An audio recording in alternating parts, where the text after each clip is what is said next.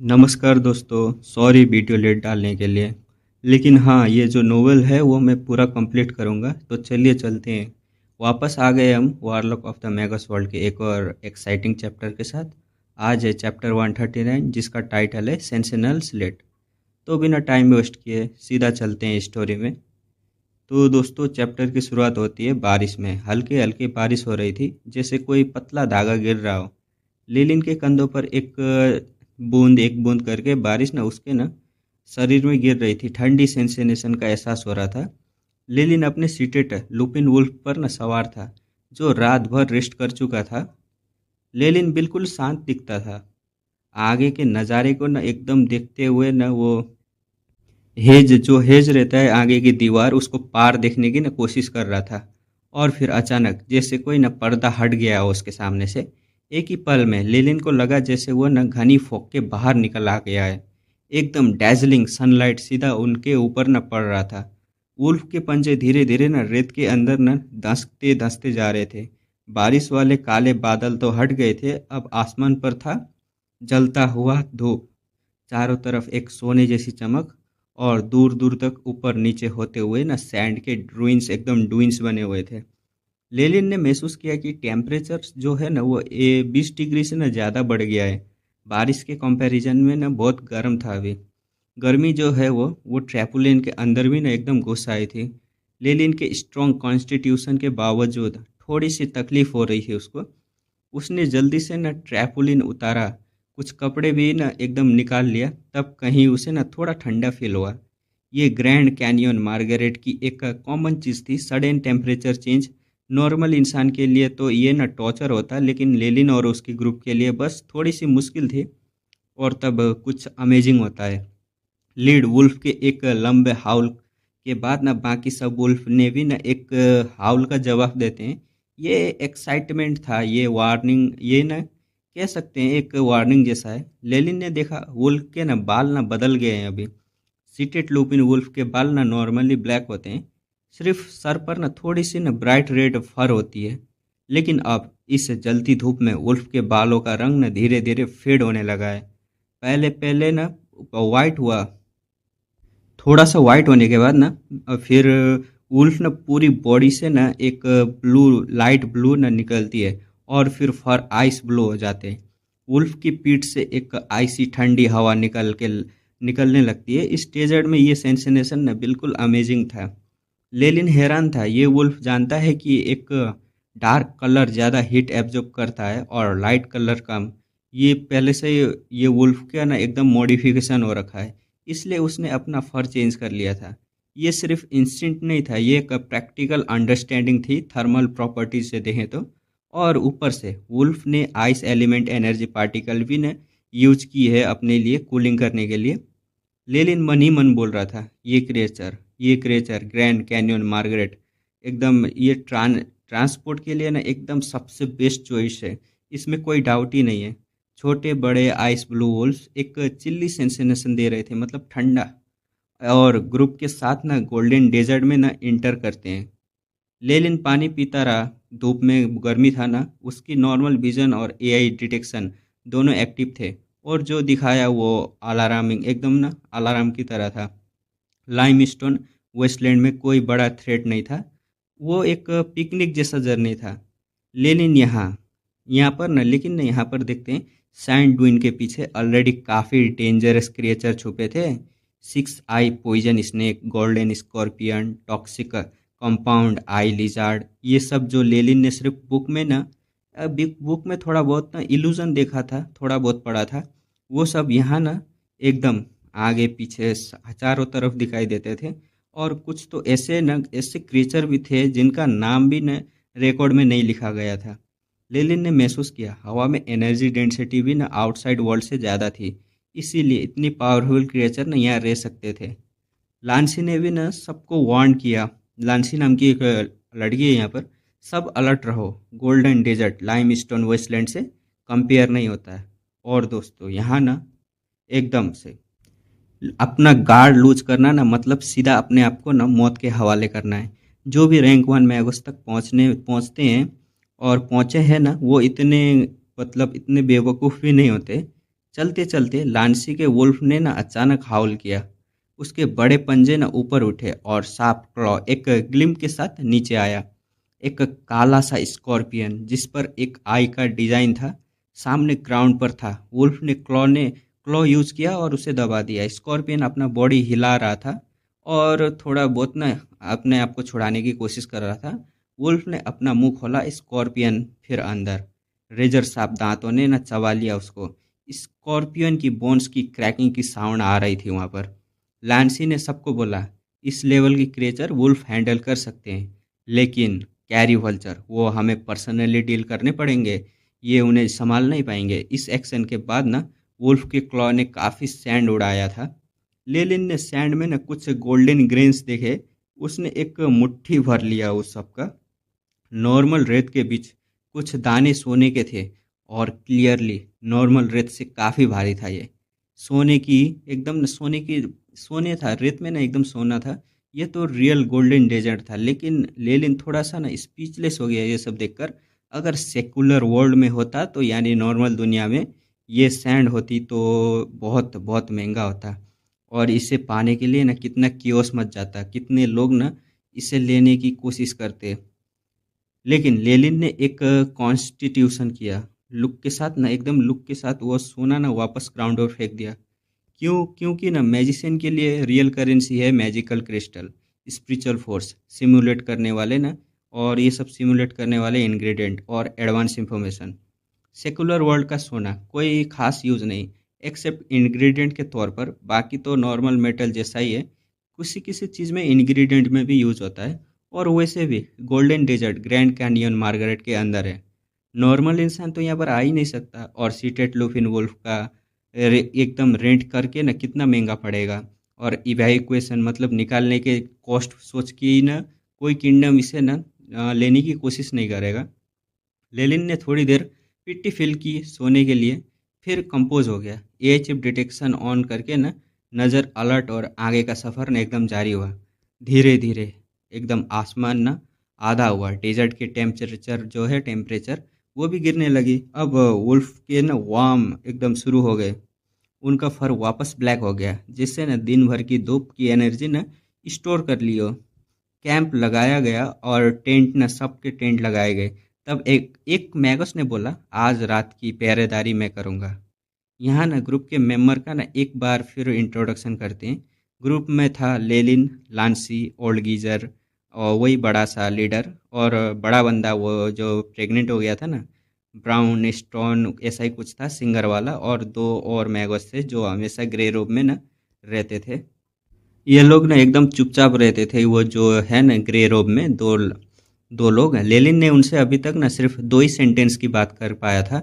बहुत anti social type के थे ये दोनों। जो नाइट गार्ड बनाना था ना वो उनमें से उन्हीं दोनों में से एक था। लांसी का चेहरा थका हुआ था। उसने पूरे दिन ना स्पिरिचुअल फोर्सेस सराउंडिंग स्कैन किए थे। अब उसे रेस्ट और मेडिटेशन की ज़रूरत थी। वो टेंट में न चली जाती है। लेलिन को एआई चिप की वजह से ऐसी कोई थकान नहीं हुई थी, लेकिन उसने भी टायर्ड होने की एक्टिंग तो करना था उसे। और सब मिलके एकदम से ना सोने जाते हैं। लेलिन नाइट गार्ड मैगस के पास आया और कैजुअली बात करना शुरू करता है और बोलता है, आप रेस्ट नहीं लेंगे? नाइट गार्ड ने गहरी सांस एकदम हंसी के साथ बोलता है, मुझे ज़रूरत नहीं है, मेरे पास ये है, आओ मेरे बच्चों। उसने दोनों हाथ एक स्ट्रेंज गेस्चर में उठाए। उसकी बॉडी से ना अर्थ एलिमेंट पार्टिकल निकलने लगे। आसपास की रेत एक लेयर ऊपर उठी और फिर टूट गई। अंदर से निकले एक डजन येलो स्लेट। ये स्लेट मड्डी येलो रंग के थे और हर एक पर ना एक ह्यूमन फेस बना हुआ था। कोई जवान कोई बूढ़ा, मतलब कोई जवान था कोई बूढ़ा था, और इनके पास ना पेटल एकदम पतले पतले हाथ पाँव भी थे। बिल्कुल एकदम ना क्या बोलते हैं वो, मतलब अदरक के सेब के ऐसा ही लिखा है यार, जाने दो। और फिर वो बोलने लगे, पिताजी पिताजी, हम आपके आदेश का इंतजार कर रहे हैं। एक डजन स्टोन स्लेटर लोग एकदम से एक घुटने पर झुके। सब लोग झुके। एक डजन मतलब कितना होगा यार।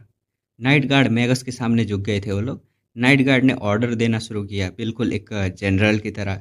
लेलिन हैरान, ये तो सेंसेशनल स्लेट था ना, और ये चैप्टर का नाम भी है सेंसेशनल स्लेट।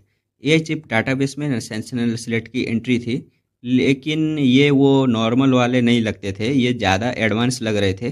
नाइट गार्ड ने प्राउडली बताया, ये रैंक 1 सेंसिनल स्लेट हैं, लेकिन मैंने इन्हें मॉडिफाई किया है। दोस्तों यहाँ ना एक इम्पोर्टेंट कॉन्सेप्ट है, एक्सप्लेन करते हैं।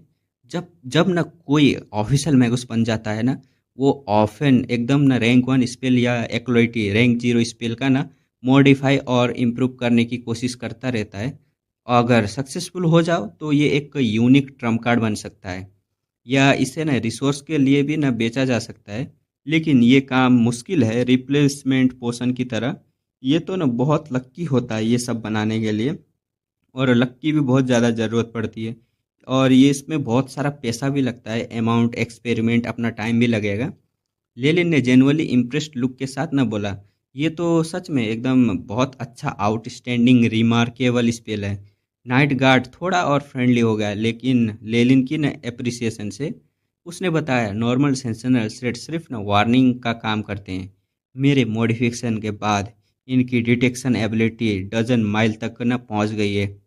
लेलिन ने देखा सेंसनल जो स्लेट हैं ने ऑर्डर न मिलने के बाद न जल्दी जल्दी न कैंप के आउटर एरिया की तरफ न एकदम दौड़ पड़े। रेत में एकदम से घुस गए। धीरे धीरे उनकी एनर्जी वो एकदम वीक होती गई। फाइनली बिल्कुल ट्रेस ही नहीं आ रहे थे उनके, मतलब कोई ट्रेस ही नहीं कर सक रहा था उनको, लेलिन भी नहीं कर पा रहा था। लेलिन ने दिल ही दिल में सोचा, हर मैगस का अपना ट्रम्प कार्ड होता है। अगर तुम उन्हें अंडर एस्टिमेट करोगे तो बहुत बुरा अंजाम होगा तुम्हारा। एकदम डीप रात में, अंधेरी रात में लेलिन हल्की नींद में था। तब एक एक न कांपने वाली, एकदम पहाड़, एकदम कपाने वाली ना एकदम चीखें सुनाई देती है। बोलता है, जल्दी उठो, मुसीबत आ गई है। नाइट गार्ड मैगस जो पहले इतना कॉन्फिडेंट था ना, अब एक टेंट में न घुस घुस के न सबको न जगा रहा था। उसका चेहरा बिल्कुल ना एकदम डरा हुआ सा था। और सब लोग बोल रहे थे, क्या हुआ? लांसी का रिएक्शन तो ना सबसे बुरा था। वो अभी पूरी तरह से ना उठ के तैयार भी नहीं हुई थी। उसके रोप्स की कुछ जगह अभी भी ठीक से ना अरेंज नहीं थी। लड़की है ना, लड़की को ज़्यादा टाइम लगता है यार कपड़ा वपड़ा पहनने में, समझ जाओ। लेकिन दोस्तों, वहाँ किसी को भी ना लांसी का तरफ देखने का फुर्सत ही नहीं था। सबका फोकस था एक ही सवाल पर, क्या हुआ, क्या खतरा है। और हाँ, देखते हैं आगे। वो जो नाइट गार्ड है ना, नाइट गार्ड ना एक्सप्लेन करते हुए बताता है, एक गोल्डन जाइंट हमारी तरफ आ रहा है, और मेरे सेंसनल स्लेट जो वार्निंग के लिए थे वो सब उस जाइंट ने खा लिए। ये सुनते ही पूरे कैंप में एक ही रिएक्शन, सबके सब गालियाँ। क्योंकि ना गोल्डन जाइंट का नाम सुनना ही काफ़ी था उन लोगों के लिए। गोल्डन जाइंट एक एलिमेंटल स्पेसिस है। इसका पावर लेवल एक फुल्ली कन्वर्टेड एलिमेंटल मैगस के बराबर होता है। ऊपर से इनकी अपनी यूनिक ना रेशियल टैलेंट भी होती है। और सबसे बुरी बात, इन्हें सिर्फ एक रैंक 2 मैगस ही प्रॉपरली किल या एकदम ख़त्म कर सकता है। यहाँ सब रैंक 1 के थे, कोई रैंक 2 का था ही नहीं। ओल्ड गीजर लीडर ने ना दांत पीस के बोला, ये गोल्डन जाइंट तो गोल्डन डेजर्ट में एक्सटिंक्ट हो गए थे, फिर यहाँ अचानक यहाँ कहाँ से आ गए, और बिल्कुल हमारे रास्ते पर। लांसी ने सजेशन दिया, क्या हम इसे कुछ वक्त के लिए अवॉइड कर सकते हैं? डेजर्ट इतना बड़ा है, शायद वो हमें ढूंढ ही ना पाए। लेलिन ने सीधा इंटरप्ट किया, नहीं, नो, नहीं हो सकता। उसने एक्सप्लेन किया, मतलब अपने एमसी ने, लेलिन ने एक्सप्लेन किया, गोल्डन जाइंट का एक नेचुरल इंस्टिंक्ट होता है। वो हाई एनर्जी लेवल वाली स्पीसीज को चेस करते हैं। हमारे बॉडी से जो एनर्जी निकल रही है ना, वो उस जाइंट की आंखों के लिए अंधेरे में एक लैंप की तरह है। जितना हम मूव करेंगे उतना ज़्यादा वो हमारे पास आएगा। लांसी का चेहरा तो डेस्परेट हो गया। तो बोलती है, तो क्या करें? जब तक हमारे ग्रुप में कोई रैंक 2 मैगोस नहीं है, हम गोल्डन जाइंट से कैसे बचेंगे? और दोस्तों, यहाँ एक इम्पोर्टेंट कॉन्सेप्ट एक्सप्लेन करते हैं। रैंक 1 और रैंक 2 मैगस, इन दोनों के बीच ना डिफरेंस बहुत बड़ा है। सेमी कॉन एलिमेंट कन्वर्जन, मतलब जब मैगस की एलिमेंट एसेंस जो है, एलिमेंट एसेंस कन्वर्जन जो है वो 50% या उससे ज़्यादा हो जाती है ना, तब उनकी मैजिकल पावर में ना बहुत ऑब्वियस इंक्रीज आता है। लेकिन जब भी एक, मतलब जब एक्लोइटी था, एक ड्रिजिबल पर एक semi converted strong element spirit से ना एनकाउंटर हुआ था, तब सिर्फ इसलिए बच गया था क्योंकि वहाँ कई एकेडमी के मैगस इकट्ठा थे। और अब उस स्ट्रॉन्ग स्पिरिट से भी का मतलब वो उस स्पिरिट जो था उससे भी काफ़ी ज़्यादा पावरफुल गोल्डन जाइंट जो है वो सामने था। वो जो बड़ा बंदा था ना प्रेग्नेंट वाला, वो सजेशन देता है, शायद हम सब लोग अलग अलग डायरेक्शन में भाग भाग के बच सकते हैं क्या। सब साइलेंस। फिर थोड़ी देर बाद ओल्ड गीजर एकदम गुस्से में बोलता है, एकदम बात को काटते हुए, तुम पागल हो क्या? अगर अलग अलग भागेंगे तो क्या तुम गारंटी दे सकते हो कि तुम उस गोल्डन जाइंट से बच पाओगे? और उसके बाद क्या अकेले कैरी वल्चर के टेरिटोरी में पहुंच कर तुम भाग सकते हो? ये दो सवाल थे ना, पूरे ग्रुप को ना और भी ज़्यादा चुप कर देते हैं। और एक आवाज़ आती है, हाँ टेक्निकली अलग अलग भागना एक लास्ट रिजॉर्ट था, लेकिन कोई भी इतनी आसानी से ना हार मानने वाला तो नहीं था। तब नाइट गार्ड मैगस ने नर्वस आवाज में न बोला, मेरे और 3 सेंसनल स्लेट खत्म हो गए। टाइम बिल्कुल ही नहीं था उन लोगों के पास। खामोशी में अपना एमसी, अपना लेलिन, अपना गॉड बोलता है, एक काम हो सकता है। सेंसनल स्लेट पर एक एनर्जी, मतलब एनर्जी डिसिपेटिंग, मतलब रुइन है, मतलब वो एनर्जी को ना महसूस नहीं कर सकते, ऐसा कुछ है। वो लगाएंगे तो एनर्जी नहीं आएगा। वो गोल्डन जाइंट का ध्यान अपनी तरफ न खींचेगा। उस वक्त हम अपने बॉडी की एनर्जी को सप्रेस करेंगे और चुपके से निकल जाएंगे। अगर ये प्लान फेल हुआ तब अलग अलग डायरेक्शन में भागना लास्ट ऑप्शन रहेगा। ओल्ड गीजर ने एकदम बड़ी बड़ी गहरी सांस लेता है, बोलता है, कोई बेटर ऑप्शन नहीं है इस प्लान के चलते हैं? मतलब वो बेटर ऑप्शन उसको मिल ही नहीं रहा था, इसलिए ये प्लान ना अपना एमसी का प्लान मान लेते हैं। उसने अपनी पॉकेट से न ग्रे पाउडर का एक थैला निकाला और नाइट गार्ड मैगस को दिया। सेंसनल स्लेट बनाने के लिए मटेरियल था ये। नाइट गार्ड थोड़ा ना एकदम से देखता है, फिर लेकिन ना मटेरियल के लिए ठीक है बोल देता है। वो बोलता है, कोशिश करते हैं, लेकिन मैं गारंटी नहीं दे सकता ये काम करेगा। नाइट गार्ड ने ना स्पेल एकदम से चांट करना शुरू कर दिया और एकदम सैंड में से ना नए नए सेंसेशनल स्लेट ना उठने लगे। और तब पूरे कैंप ने ईस्ट डायरेक्शन में एक गोल्डन ग्लो देखा। ये ग्लो जैसे एक छोटा सन था, अंधेरे को ना चीरता हुआ एक स्ट्रेंज एकदम गर्मी लेकर ना आ रहा था। उस सोलर डिस्क के सामने एक क्लोसल जाइंट का साया पड़ रहा था। मतलब कितना बड़ा होगा यार ये जाइंट ट्रूली ना एकदम टेरिफाइंग था। उसकी पूरी बॉडी ना गोल्डन लाइट रेडिएट कर रही थी। सिंपल आर्मर था, एक लेदर आर्मर ऊपर बॉडी पर, बीच में आयरन हुक और दोनों शोल्डर पैड्स को ना ज्वाइन करते हुए कुछ लगा था। उसकी फेस की लाइन ना ऐसी थी जैसे वेपन के ना स्क्रैचेस और एकदम से स्लैशेस और कुछ स्कार्स भी थे उसके। उसके ऊपर ना ऑरेंज बाल लगे थे जिससे आग की न लपटे हो, मतलब ऑरेंज ऑरेंज आग की जैसी। एआई चिप ने इमीडिएटली रेड वार्निंग सिग्नल दिखा दिया स्क्रीन पर, high energy life form detected हुआ है, confirm, golden giant immediately leave करो यहाँ से। ओल्ड गीजर की आवाज़ में ना अर्जेंसी थी। वो बोलता है, जल्दी करो जल्दी करो। दूसरा एकदम से ना चुप रहने वाला मैगस, जो नॉर्मली बिल्कुल नहीं बोलता था, वो खड़ा हुआ। बोलता है, मुझे कुछ एनर्जी कॉन्सेंट्रेशन रूइन आते हैं, शायद काम आ जाए। उसने सेंसनल स्लेट पर न सर्कुलर और ट्रायंगुलर रूइन के एक मिक्सचर लगा दिया।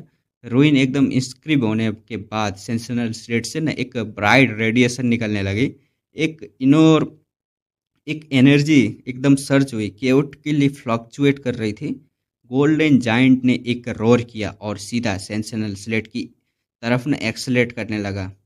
लांसी खुशी से बोली, काम काम कर गया, जाइंट का ध्यान खींच लिया गया। लेकिन लिलिन रुका नहीं। उसने एक रेड टेस्ट ट्यूब न एकदम से खोला और लिक्विड सेंसनल स्लेट पर न डाल दिया। लिक्विड एब्जॉर्ब होते ही सेंसनल स्लेट ने एनर्जी एकदम एंग्री एंग्री एकदम गुस्से में आ गए। उनका साइज बड़ा हो गया और लिम्स जो थे ना वो स्ट्रांग हो गए। लिलिन ने एम्प्टी टेस्ट ट्यूब फेंक दिया और सोचा, बस ये स्लेट थोड़ा और होल्ड और मतलब और टाइम ले सके। अब लेलिन ने अपनी बॉडी की एनर्जी ने एकदम से सप्रेस कर ली और अपना जो ट्रांसफिगुरेशन स्पेल ना यूज किया। एक ऑफिशियल मैगोस लेवल की एनर्जी एक नॉर्मल इंसान की एनर्जी तक ना एकदम कंप्रेस हो गई। फिर वो अपने सीटेड लुपिन वुल्फ के पास आया। वुल्फ के मुंह पर एक कवर लगा दिया। वुल्फ के सर पर एकदम हाथ फेरने लगा। वुल्फ को जाइंट की प्रेजेंस का एहसास हो चुका था। वो जमीन पर न एकदम न पड़ा, एकदम से न पड़ गया। उसके पाँव ना एकदम काँप रहे थे, लेकिन वो लेलिन के कमांड का इंतज़ार कर रहा था। बाकी मैगस ने भी ना लेलिन की तरह एकदम से करने लगे, अपनी एनर्जी सप्रेस की, इन्वायरमेंट की प्रोटेक्शन में छुप गए। और गोल्डन जाइंट धीरे धीरे ना और पास आता जा रहा था, 500 मीटर में की दूरी में था। इतनी दूरी पर ना लेलिन ना एकदम जाइंट के हर एक बाल को ना देख सकता था। इतना नज़दीक, 500 मीटर कितना ही होता है यार। नाइट गार्ड ने ऑर्डर दिया, हमला करो मेरे बच्चों। मतलब वही सेंसेनल स्लेट को कह रहा है ये नाइट गार्ड जो है ना। और सेंसेनल सेट एकदम रोर करते हुए हमला हमला, एकदम एकदम ना फाइट हो गया था वहाँ पर। क्या फाइट हो गया यार, क्या। कुछ स्लेट सीधा सीधा ना गोल्डन जाइंट की तरफ ना दौड़ते हैं, बाकी अलग अलग डायरेक्शन में भागने लगे। दोनों ग्रुप ने ना एकदम एनर्जी ना एकदम एकदम एनर्जी अटैक, ऑलमोस्ट ना एक ना रैंक 1 मैगोस जैसा ना फाइट कर रहे थे। गोल्डन जाइंट ने एक अननोन लैंग्वेज में कुछ बोला, जैसे ना गाली दे रहा हो, ऐसा ही कुछ। उसने अपने ना बड़े बड़े हाथ फैलाए, जैसे एक स्काई, एकदम स्काई को ना कवर कर रहा हो। जमीन को प्रेस किया, कुछ सेंसेनल स्लिट ना उसके हाथ में आ गए। ग्लोरी के लिए, सुरक्षा के लिए स्लिट चिल्ला रहे थे ये सब। उनके छोटे छोटे ना जो थे ना एकदम साइज में तो छोटे हैं ना, जाइंट के बड़े बड़े आम पर ना बरस रहे थे। मतलब ये क्या बोलते, पंच यार, पंच वही बरस रहे थे। क्रैक क्रोच ऐसा ही कुछ आवाज़ आ रहा था। जाइंट ने एकदम ना पकड़े हुए स्लेट ना सीधे सीधे मुंह में, अपना मुंह में डाल लिया। जैसे समझ जाओ यार, बिस्कुट चबा रहा हो ऐसे ही चबाने लगा। स्लेट खा के ना जाइंट ने एक और बड़ा रोर किया, और भागते स्लेट के पीछे ना बड़े बड़े कदम रखता हुआ आगे बढ़ने लगा। ओल्ड गीजर की धीमी आवाज़ आती है, वो बोलता है अब। चारों तरफ ना एकदम से जो 6 लोग हैं ना, 6 लोग अपने सीट एंड लुपिल वुल्फ जो लेकर ना कैंप से ना निकलने लगे, बिल्कुल एकदम छुपते छुपते। हर कोई पूरी कोशिश कर रहा था कि उनकी बॉडी से ना एक भी एनर्जी पार्टिकल बाहर ना जाए। वुल्फ के ऊपर भी ना एकदम कवर होकर, जैसे ना एकदम कुछ भी ना जाए, जमीन पर कुछ गिरे ही ना उनका। वैसे ये एक ना साइलेंटली निकलने का तरीका है। वो लोग कामयाब होते हैं कि नहीं। गोल्डन जाइंट जो है ना स्लेट के पीछे भागता रहा, वही स्लेट है। उसने कैंप की तरफ एक बार भी नहीं देखा। जब गोल्डन ग्लो दूर हो गया ना, किसी ने धीरे से बोला, भागो। बिना किसी हेजिटेशन के सबने पूरी स्पीड से भागना शुरू किया। एकदम क्रैश। वुल्फ एकदम दौड़ने लगे, सैंड और पत्थर एकदम उड़ते हुए धूल में सोने की एक हल्की चमक के साथ। सब लोग इतना भाग रहे थे ना, फट गई थी उन लोगों की। लेलिन और ग्रुप रात भर भागते रहे। जब से मेडिटेशन से जागे थे ना, तब से बिल्कुल नहीं रुके। गोल्डन जाइंट का डर हर एक को ना एकदम भागने पे मजबूर कर रहा था। उन लोगों की फट गई थी। काली रात से लेकर पूरा दिन, रात भर ऑलमोस्ट आधा दिन भागते भागते निकल गए, लेकिन किसी ने कंप्लेन ही नहीं किया। थकान था, लेकिन गोल्डन जाइंट का ख्याल आते ही पाँव फिर से न चलने लगे। लेलिन ने सोचते हुए देखा, शुक्र है गोल्डन जाइंट ज़्यादा इंटेलिजेंट नहीं था। वो सिर्फ ब्लाइंडली हाई एनर्जी सोर्स को चेस कर रहा था। अगर थोड़ी सी भी इंटेलिजेंस होती, कल रात का प्लान तो बिल्कुल फेल हो जाता। एक लिंगरिंग फियर था लिलिन के दिल में ना, वो खुद काफ़ी एकदम पावरफुल हो गया था मैगस वर्ल्ड में, लेकिन गोल्डन जाइंट वो उसकी लीग से बिल्कुल एकदम बाहर की चीज़ थी। लेकिन लेलिन ना, अपना लेलिन तो लेलिन है। डर के बीच भी उसकी ना साइंटिफिक क्यूरियोसिटी जागती है। उसने सोचा, गोल्डन जाइंट एक एलिमेंटल स्पीसीज है, ब्लड लाइन नहीं है। अगर होती तो मैं उसको कुछ, उसके ना कुछ ब्लड ड्रॉप्स तो एक्सपेरिमेंट के लिए लेना चाहता है। पागल है ये, अभी तो भाग के आया है आधा दिन, 12-12 घंटे भागा है, और अभी इसको ब्लड ड्रॉप चाहिए। मिलता तो अच्छा है कि ये ब्लड लाइन नहीं रखता भाई, एलिमेंट स्पीसीज है। थोड़ी रिग्रेट की एक्सप्रेशन आई उसकी आंखों में। क्यों ब्लड लाइन नहीं है, यही सोच रहा था। क्यों गोल्डन जाइंट प्योर एलिमेंट और मिनरल से बना है। एक ही मतलब, एक भी ब्लड ड्रॉप नहीं, ब्लड एकदम ब्लड लाइन के तो सवाल ही नहीं था यहाँ पर। एंशियंट टाइम में न मैगस बनने के कई रास्ते थे। वारलॉक ने ब्लड लाइन का रास्ता चूज किया, गोल्डन जाइंट ने एक अलग ही रास्ता चूज किया। अलग रास्ते, लेकिन एक ही मंजिल, एक ही तरफ। लेलिन ने सोचा, मेरा रास्ता वारलॉक का रास्ता है। लांसी ने आगे से बोला, क्या हम थोड़ी देर रेस्ट कर सकते हैं? अगर मेडिटेशन नहीं की और स्पिरिचुअल फोर्स रिकवर नहीं हुई तो? सब मैगस स्पिरिचुअल फोर्स और मैजिक पावर दोनों यूज करके ना स्पेल चलाते हैं। कल रात की एकदम इंसिडेंट और लगातार ट्रैवल की वजह से, ट्रैवल क्या भागे हो यार तुम लोग, ट्रैवल क्यों लिखा है तुम लोगों ने? ये भागने के बाद ना, ये जो 6 लोग हैं ना, इनके चेहरे पर ना थकान एकदम क्लियरली दिख रही थी। लेकिन ओल्ड कीचर का रिप्लाई आया, नहीं हम अभी भी डेंजर जोन में हैं। गोल्डन जाइंट है, कभी भी आ सकता है। ये सुन के पूरी ग्रुप फिर से खामोश हो गया और भागना जारी रहा। दोस्तों, गोल्डन डेजर्ट में कोई भी दूसरा डेंजर उन्हें इतना ना नहीं डरा सकता जितना ये गोल्डन जाइंट ने डराया था इन लोगों को। एकदम फट के हाथ में आ गई थी इन लोगों का। ट्रैवल लिखा है, ट्रैवल क्यों लिखा है, भागा लिखो डायरेक्ट। ये जो गोल्डन जाइंट है ना, इससे भाग भाग के कितने दिन भागे पता है तुम लोगों को? ग्रुप ने 10-10 दिन तक भागी है भाई, 10-10 दिन थे। इतना इतना खौफ है। 10 दिन से ज़्यादा ना नॉन स्टॉप भागना पड़ा था इन लोगों को। लेकिन एक फ़ायदा हुआ, वो अपने प्लान टाइम से पहले ही अपनी डेस्टिनेशन है ना, उनके जगह पर ना पहुंच गए। और फिर ओल्ड गीजर ने मैप देखा और बोला, हम आ गए, सामने है गोल्डन ओएसिस। लेलिन ने अपनी पावरफुल आई साइट से दूर देखा और हरा भरा एक पैच दिखा। रेगिस्तान के बीच में एक ओएसिस था, गोल्डन ओएसिस।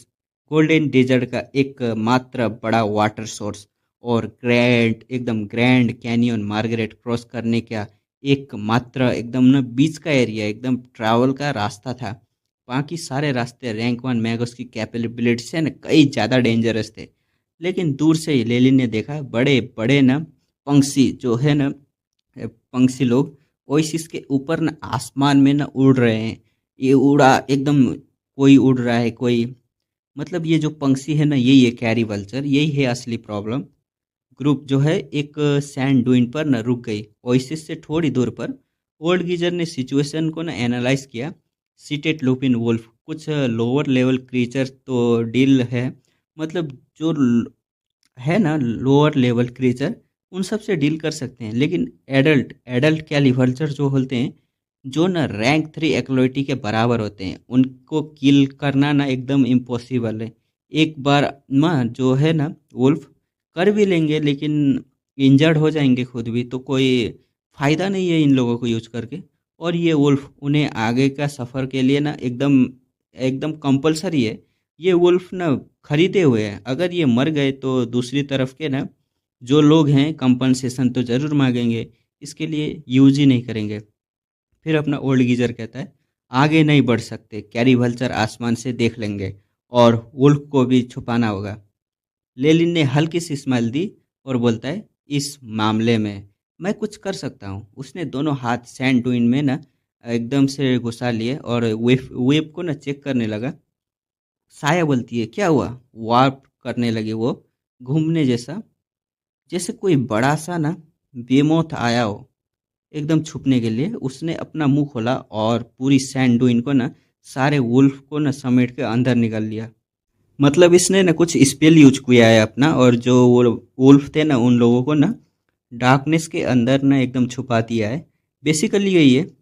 और आगे हमें बताया भी जाता है, darkness is the natural friend of concealment, यानी अंधेरा छुपाने का सबसे अच्छा ना दोस्त होता है। साय में बड़े वुल्फ ना बिल्कुल गायब हो गए थे। जो लांसी है ना, वो तारीफ करती है अपनी लेलिन की। वो सोच रही थी लेलिन अभी भी एक मतलब बडिंग मैगस है, लेकिन उसकी जो है ना सोचने की और प्रैक्टिकल स्पेल, वो काफ़ी ज़्यादा अच्छी है। लेकिन ना दोस्तों, यहाँ ना सिर्फ लेलिन का एक फॉल्स फ्रंट था। वो अपनी एक्चुअल पावर को ना एकदम हाइड किए हुए था। इन लोगों को पता ही नहीं कि अपना लेलिन कितना पावरफुल है। बड़ा बंदा जो हमेशा जेलस रहता था, उसने एक कोल्ड शॉट निकाला, मतलब वो चल रहा था। ओल्ड गीजर ने इंटरप्ट किया, हम सब एक टीम है, दुश्मन कैरी वल्चर है, हम एक दूसरे के ऊपर ब्लेम नहीं डाल सकते, जेलस नहीं हो सकते।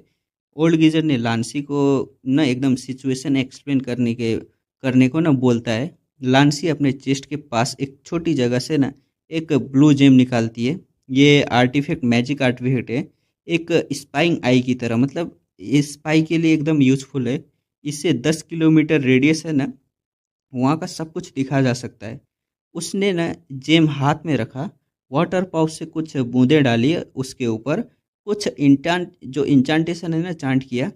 जेम से एक लाइट ब्लू लाइट निकली, वो ना एकदम पूरे एरिया को घेरते हुए स्ट्रेच हो गई, एक मिरर की सरफेस जैसा बन गया। मिरर में देखा कि एक ब्यूटीफुल लेक है, चारों तरफ हरा भरा, काफ़ी कोकोनट ट्री भी लगे हुए हैं, बीच बीच में बड़े बड़े लाल रंग के पंछी उड़ रहे हैं, आसमान एकदम एकदम न क्लियर है। मिरर का विजन और वापस आया और पास आया, और फिर सबने देखा एक कैरी वेल्चर का असली रूप। ये पंछी क्लियरली एकदम न डरावना, टेरिफाइंग था। विंग्स स्पैन 5 मीटर लंबे लंबे विंग्स, स्कारलेट लाल फेदर, पंजे कोल्ड और शार्प, सर पर पिंक बार्ड बैचेस, बहुत एकदम खतरनाक, डिस्कस्टिंग। और सर के ऊपर एक ट्यूमर जैसा मसल बल्ब भी ना, जो होता है ना भल्चर के ऊपर, और कब और कंप्लीट ने ना एकदम गंजा था, यही बोल रहे हैं। ओएसिस में 100 से ज़्यादा ना कैरी वल्चर थे। ओल्ड गीजर की आवाज़ नर्वस हो गई। 100, ये तो ना बहुत ज़्यादा हैं। क्या कैरी वल्चर किंग तुमको दिखा? ऐसा ही कुछ कहता है। लांसी ने कोशिश की, मिरर को वल्चर की न एकदम डायरेक्शन में न जाने की कोशिश की, और देखा एक बहुत बड़ा पेड़, एक पेकुलियर होलो जैसा, एक बहुत बड़ा था। अंदर छुपा हुआ था एक बेमौत कैरी वल्चर। ये था कैरी वल्चर किंग था ये। लेकिन जैसे ही लांसी ने मिरर को ना जूम इन करने की कोशिश करने लगी, कैरी वल्चर जो वल्चर का किंग था ना, उसने सेंस कर लिया। एक एंग्री, एकदम एंग्री ना, एकदम दहाड़ मारता है, आवाज क्रो जैसी थी, लेकिन समहाउ कंप्लीटली डिफरेंट। एक टेरिफाइंग सोनिक वेव चारों तरफ फैल जाती है, और ओएसिस में सारे कैली वल्चर एकदम से एक्टिवेट हो जाते हैं। लांसी का चेहरा बदल गया और बोलती है, नहीं, उसने मुझे डिटेक्ट कर लिया। मिरर एकदम से टूट जाता है, जैसे न क्रिस्टल का टुकड़ा हो। ब्लू ग्लो में बादल, एकदम से न बादल जमीन पर न गिरने लगते हैं। ये मैजिक आर्टिफैक्ट जो एक बार काम आता है और टूट गया, एक यूज का आर्टिफैक्ट था। मतलब ये है कि ये काफ़ी यूजफुल आर्टिफैक्ट था, लेकिन तोड़ दिया, क्या फ़र्क पड़ता है, अभी चलो आ रहा है। दूर से ना कैरी वल्चर, वल्चर किंग की ना एकदम दहाड़ आती है। कैरी वल्चर के एकदम बड़े लाल विंग फैलने लगते हैं, और जैसे ना ट्रेंड सोल्जर की तरह सेक्शन में डिवाइड हो जाते हैं। पूरा आसमान ना कारपेट की तरह कवर कर लेते हैं। सर्च ऑपरेशन शुरू हो गया था कैरी वल्चर का, भाई कैरी वल्चर का सर्च ऑपरेशन हो रहा है। सब लोग अपने अपने लाइन में लगे हुए हैं, एकदम मिलिट्री की तरह, एकदम स्ट्रिक्ट डिसिप्लिन में। क्या बात है भाई, वाह। लांसी ने सॉरी बोला, उसके चेहरे पर ना एम्बैरेसमेंट थी। नाइट गार्ड मैगस ने जल्दी से बोला, कोई बात नहीं, कम से कम हमें सिचुएशन क्लियरली देख तो लिया। ओल्ड गीजर का ना भी थोड़ा सा ना शर्म वाला एक्सप्रेशन आया, क्योंकि उसने लांसी को वल्चर किंग ढूंढने को बोला था। काफ़ी देर तक कैरी वल्चर ने स्काई में एकदम पेट्रोल किया, कोई नहीं मिला। फिर फ्रस्ट्रेटेड होके ना नीचे कुछ लिजर्ड पर अटैक कर दिया उन्होंने। उन्हें पकड़ के ना वापस ओएसिस में चले गए। जो लेलिन है ना, लेलिन और ग्रुप के लिए ना कैरी वल्चर से छुपना एक्चुअल में ना ज़्यादा मुश्किल नहीं था। ये लोग तो जाइंट, वो जाइंट से भी तो भाग के आए हैं, गोल्डन जाइंट से। ये कैरी वल्चर के आए, इन लोगों से तो फाइटिंग करने का सोच रहे हैं। ग्रुप एक अंडरग्राउंड टेम्पोररी हुड में ना इकट्ठा हुए, और मैगस से बनाई हुई, मतलब मैजिक से बनी हुई ना हुड थी ये। ओल्ड गीजर ने समरी दी, 100 कैरी वल्चर, लेवल 2 या लेवल 3 पावर लेवल के हैं, और एक वल्चर किंग जिसका पावर लेवल हमारी एक्सपेक्टेशन से कई ज़्यादा है। बड़ा बंदा बोलता है, जो हमेशा कॉन्फिडेंट रहता था ना, वही बोलता है। उसने डिसमिस करते हुए बोला, और क्या करना है, पहले वाला प्लान फॉलो करो, उनके हंटिंग पाथ और पैटर्न ऑब्जर्व करो, छोटे हंटिंग पैक को पहले किल करो, फिर ओएसिस पर मैं असल्ट करूंगा। मतलब ये कहना चाह रहा है, पहले ना जो प्लान बनाया है उसी को फॉलो करेंगे, उनके हंटिंग पैथ को, पैटर्न को ऑब्जर्व करेंगे। छोटी हंटिंग जो है ना, लेवल 1 लेवल 2 के एक्लोइटी जैसे ना पावरफुल जो बल्चर है, उनको पहले किल करेंगे, फिर ओइसिस पर असल्ट करेंगे।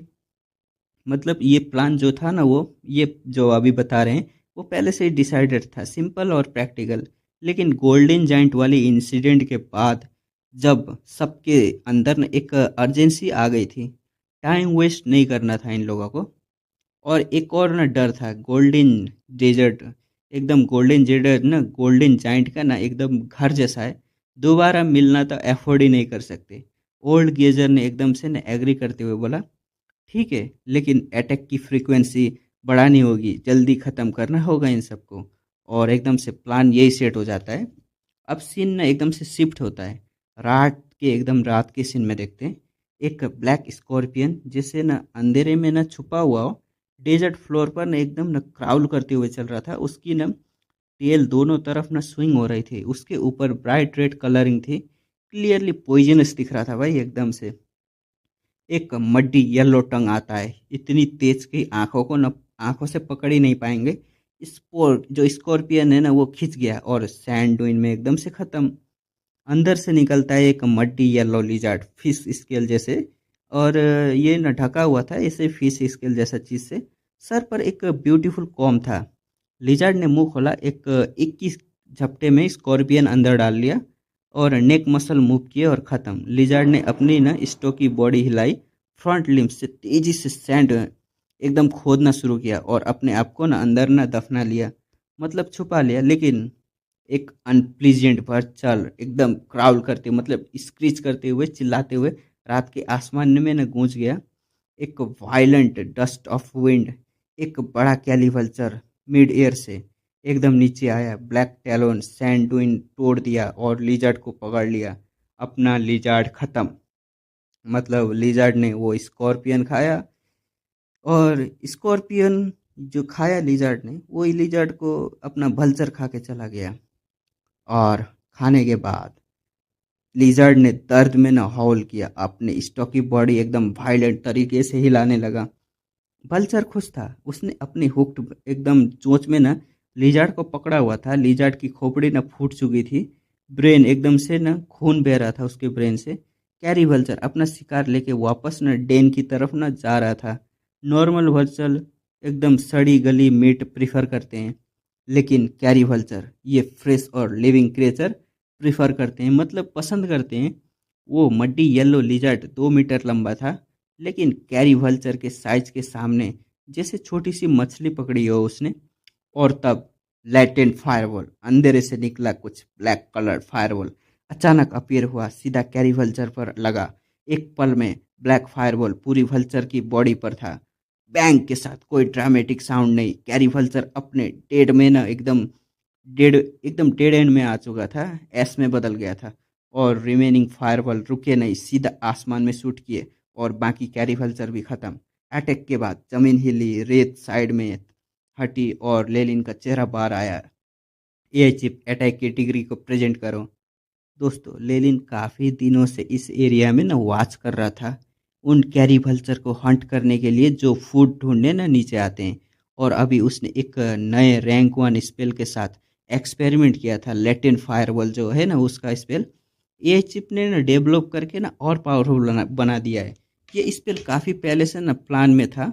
जब लेलिन रैंक 3 एक्लोइटी था तब उसने एआई चिप को ना टास्क दिया था, एक rank 1 defensive spell model simulate करो। याद है ना तुम लोगों को। लेकिन फिर ग्रेट मैगस सेलम की टीचिंग आई, वॉरलॉक एडवांसमेंट हुआ और ये टास्क एकदम डिले हो गया था। गोल्डन जेडेट में ये जो गोल्डन डिजर्ट है ना, इसमें आके लेलिन को रियलाइज हुआ उसके पास कोई कन्वेंशियल अटैक टेक्निक नहीं है। ये एक वीकनेस थी, तो उसने एआई चिप को ना वो टास्क वापस एक्टिवेट करने के लिए कह दिया। और यहीं से आता है अपना लैटिन फायरबॉल, वो था ये रिजल्ट। और दोस्तों, ये जो लैटिन फायरबॉल है ना, क्लासिफिकेशन रैंक 1 स्पेल एलिमेंट है, डार्कनेस और फायर के साथ। डिग्री ऑफ अटैक है 13.3 डिग्री, मतलब 30.3। और जो एलिमेंट बोनस है उसके साथ 0.3 डिग्री और बढ़ जाता है। मतलब एलिमेंट अभी तो इसका ज़्यादा नहीं है ना, 1% ही है। 50-60 होने दो, फिर भी देखते हैं। लेलिन का एलिमेंट एसेंस कन्वर्जन अभी तो 1% ही था, देखा ना। तो वो 1% बोनस मिला था उसको एकदम डार्कनेस एलिमेंट स्पेल के ऊपर। थोड़ा सा लगता है, लेकिन दोस्तों जब ये कन्वर्जन ना, वही मैं बोल रहा था ना पहले, कन्वर्जन 50% या उससे ज़्यादा हो जाएगा ना, हर darkness element spell regular magus से हाफ से ज़्यादा ना एकदम पावरफुल हो जाएंगे। लेनिन का चेहरा एकदम न खुश था, वह सेटिस्फाइड था। वो बोलता है, बुरा नहीं है, 30 डिग्री का पावरफुल अटैक ज़्यादातर मैगस की इननेट स्पेल फोर्स फील्ड तोड़ सकता है, क्योंकि ना जो मैगस अभी अभी ना एडवांस करते हैं उनकी defensive force field normally 20 degree की होती है। हाँ, बाद में स्पिरिचुअल फोर्स बढ़ती है, प्रीवियस रिसोर्स मिलते हैं, जो फोर्स फील्ड भी स्ट्रॉन्ग हो सकती है। लेकिन अभी जो 30 डिग्री का जो है ना, मोस्ट रेगुलर वन, मतलब रेगुलर रैंक 1 मैगोस की ना फोर्स फील्ड को तोड़ने के लिए काफ़ी है। मतलब लेलिन के पास अब अपनी डिफेंसिव स्किल ऑफ कीमियन के अलावा एक पावरफुल ऑफेंसिव मेथड भी आ गया है दूसरे मैगोस के अगेंस्ट। लेकिन ना यहाँ ये स्पेल ना क्यों बनी, इसका एक इम्पोर्टेंट रीज़न भी है। बुक ऑफ जाइंट सरपेंट, ये बुक ग्रेट मैगस सैलम की थी, जो खुद भी एक कीमियन ब्लड लाइन वॉरलॉक था। तो नेचुरली उनके कलेक्टेड स्पेल डार्कनेस और फायर एलिमेंट के थे, लेलिन के एलिमेंट एफिनिटी के बिल्कुल परफेक्ट। एआई चिप ने इन स्पेल के मॉडल को यूज करके लैटिन फायरपोल क्रिएट किया था, लेकिन ये कंडीशन दोबारा इजीली नहीं मिलेंगे जब तक ना लेलिन कोई नई डार्कनेस या फायर एलिमेंट स्पेल मॉडल ना ढूंढे। ये चिप नया स्पेल जो है ना वो सिमुलेट ही नहीं कर सकता। मतलब ये कहना चाह रहा है, ये ना मॉडिफिकेशन है जो ग्रेट मैगसैलम का है ना, उसके जो बुक है बुक ऑफ जाइंट सरपेंट, उसके निकाला हुआ एक मॉडल है, उसको मॉडिफिकेशन करके बनाया है। ये चिप नया स्पेल सिमुलेट अभी नहीं कर सकता है। और लेलिन ने सोचते सोचते अपने सीने को छुआ, वहाँ एक हार्ड ब्लैक नोटबुक का ना कॉर्नर पर बाहर दिख रहा था, बुक ऑफ जाइंट सरपेंट। डायलोन गार्डन से मिली थी। लेलिन हमेशा इसे ना अपने पास रखता था। कोई स्पेशल मटेरियल नहीं था, मतलब मटेरियल था। पेज का टच स्ट्रेंज था, जैसे किसी ने क्रेचर की खा लो। हर पेज बहुत ज़्यादा इंफॉर्मेशन स्टोर कर सकता था। अंदर क्या था, एक dozen rank 1 spell model, 3 rank 2 spell model और ग्रेट मैगोसैलम के ट्रैवल एक्सपीरियंस और लैब एक्सपेरिमेंट। लेनिन के सबसे valuable item high grade meditation technique के बाद यही तो था। तभी एक पॉकेट साइज डायरी जो लेनिन के पास ना एकदम कीचेन कीचेन की तरह ना कांपने लगती है। लेनिन ने डायरी खोली और कांपने वाले पेज पर ना 3 रॉक एकदम टुगेदर शेप के ना एक सीक्रेट इम्प्रिंट, समझ लो सीक्रेट इम्प्रिंट ना हल्की ग्लो दे रहे थे। लेलिन ने फिंगर से दबाया। एकदम बड़े बंदे की आवाज़ आती है, लेलिन तूने काफ़ी मार दिए हैं, है ना? जहाँ मैं हूँ वल्चर किंग ने सारे कैरी वल्चर को एकदम से डिस्पैच कर दिया है। अपने आप को अच्छी तरह छुपा के रखो।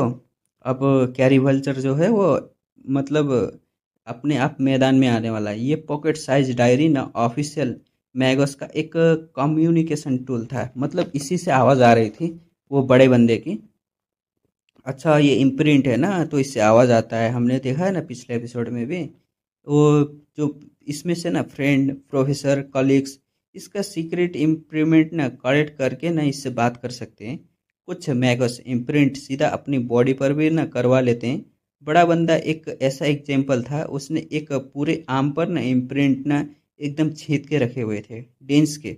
लेलिन ने ना उसको देखकर ना एकदम चक्कर आ गया था। लेलिन पर्सनली ना डायरी को प्रिफर करता था। उसने रिप्लाई किया, ठीक है समझ गया। डायरी बंद की और जल्दी वहाँ से ना निकल गया। दूर डार्क फिगर हॉरिजन पर दिखने लगे। वल्चर किंग जो अब बहुत गुस्से में था, पूरी टीम को लेकर ना आ रहा था। लेकिन नहीं, यहाँ पर कुछ दिन पहले जब वो एकदम फ्लॉक आसमान को लेती है ना, अब वो वुल्फ ना मतलब जो पहले के ना वो थे, मतलब कैरी वल्चर, वो आधे हो चुके थे, वो हाफ से भी न कम हो गए थे। मतलब एक हफ्ते में इन लोगों ने आधे से ज़्यादा न वल्चर को मार दिया था। 100 से न घट के सिर्फ 40 या 50 रह गए थे।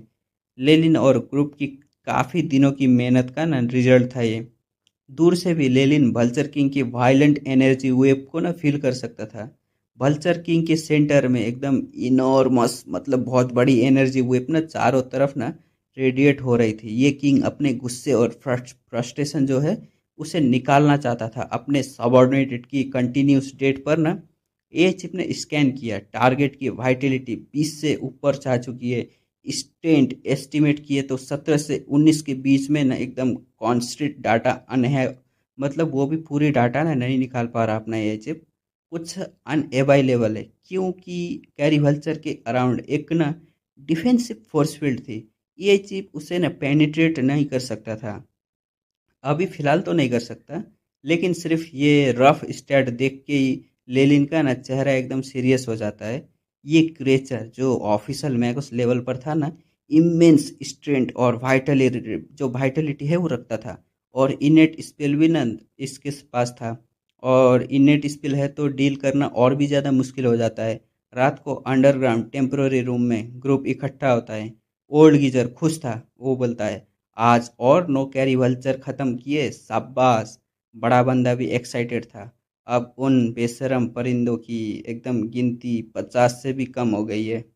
यही कह रहा था, मतलब वल्चर किंग के मटेरियल जो एक रैंक वन मैगस लेवल जो है ना एग्जिस्टेंस के ना एकदम बराबर होते हैं, बहुत प्रीसियस थे। और दोनों तरफ के पब ओनर से ना बोनस, एकदम बोनस रिवार्ड लेने का ना अलग अलग ना चीज़ें मिल सकती थी उन लोगों को। लेकिन लांसी ने कोल्ड वाटर डाल दिया।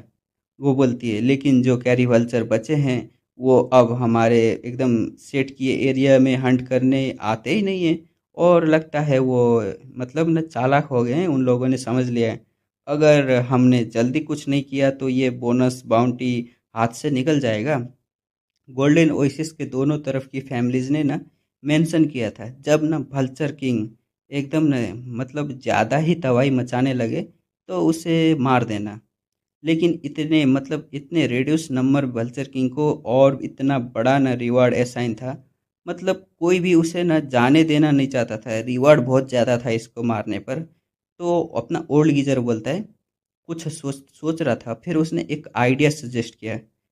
मतलब जो चैप्टर में डायरेक्टली नहीं बताया गया लेकिन नेक्स्ट सीन पे पता चलता है कि क्या था वो प्लान।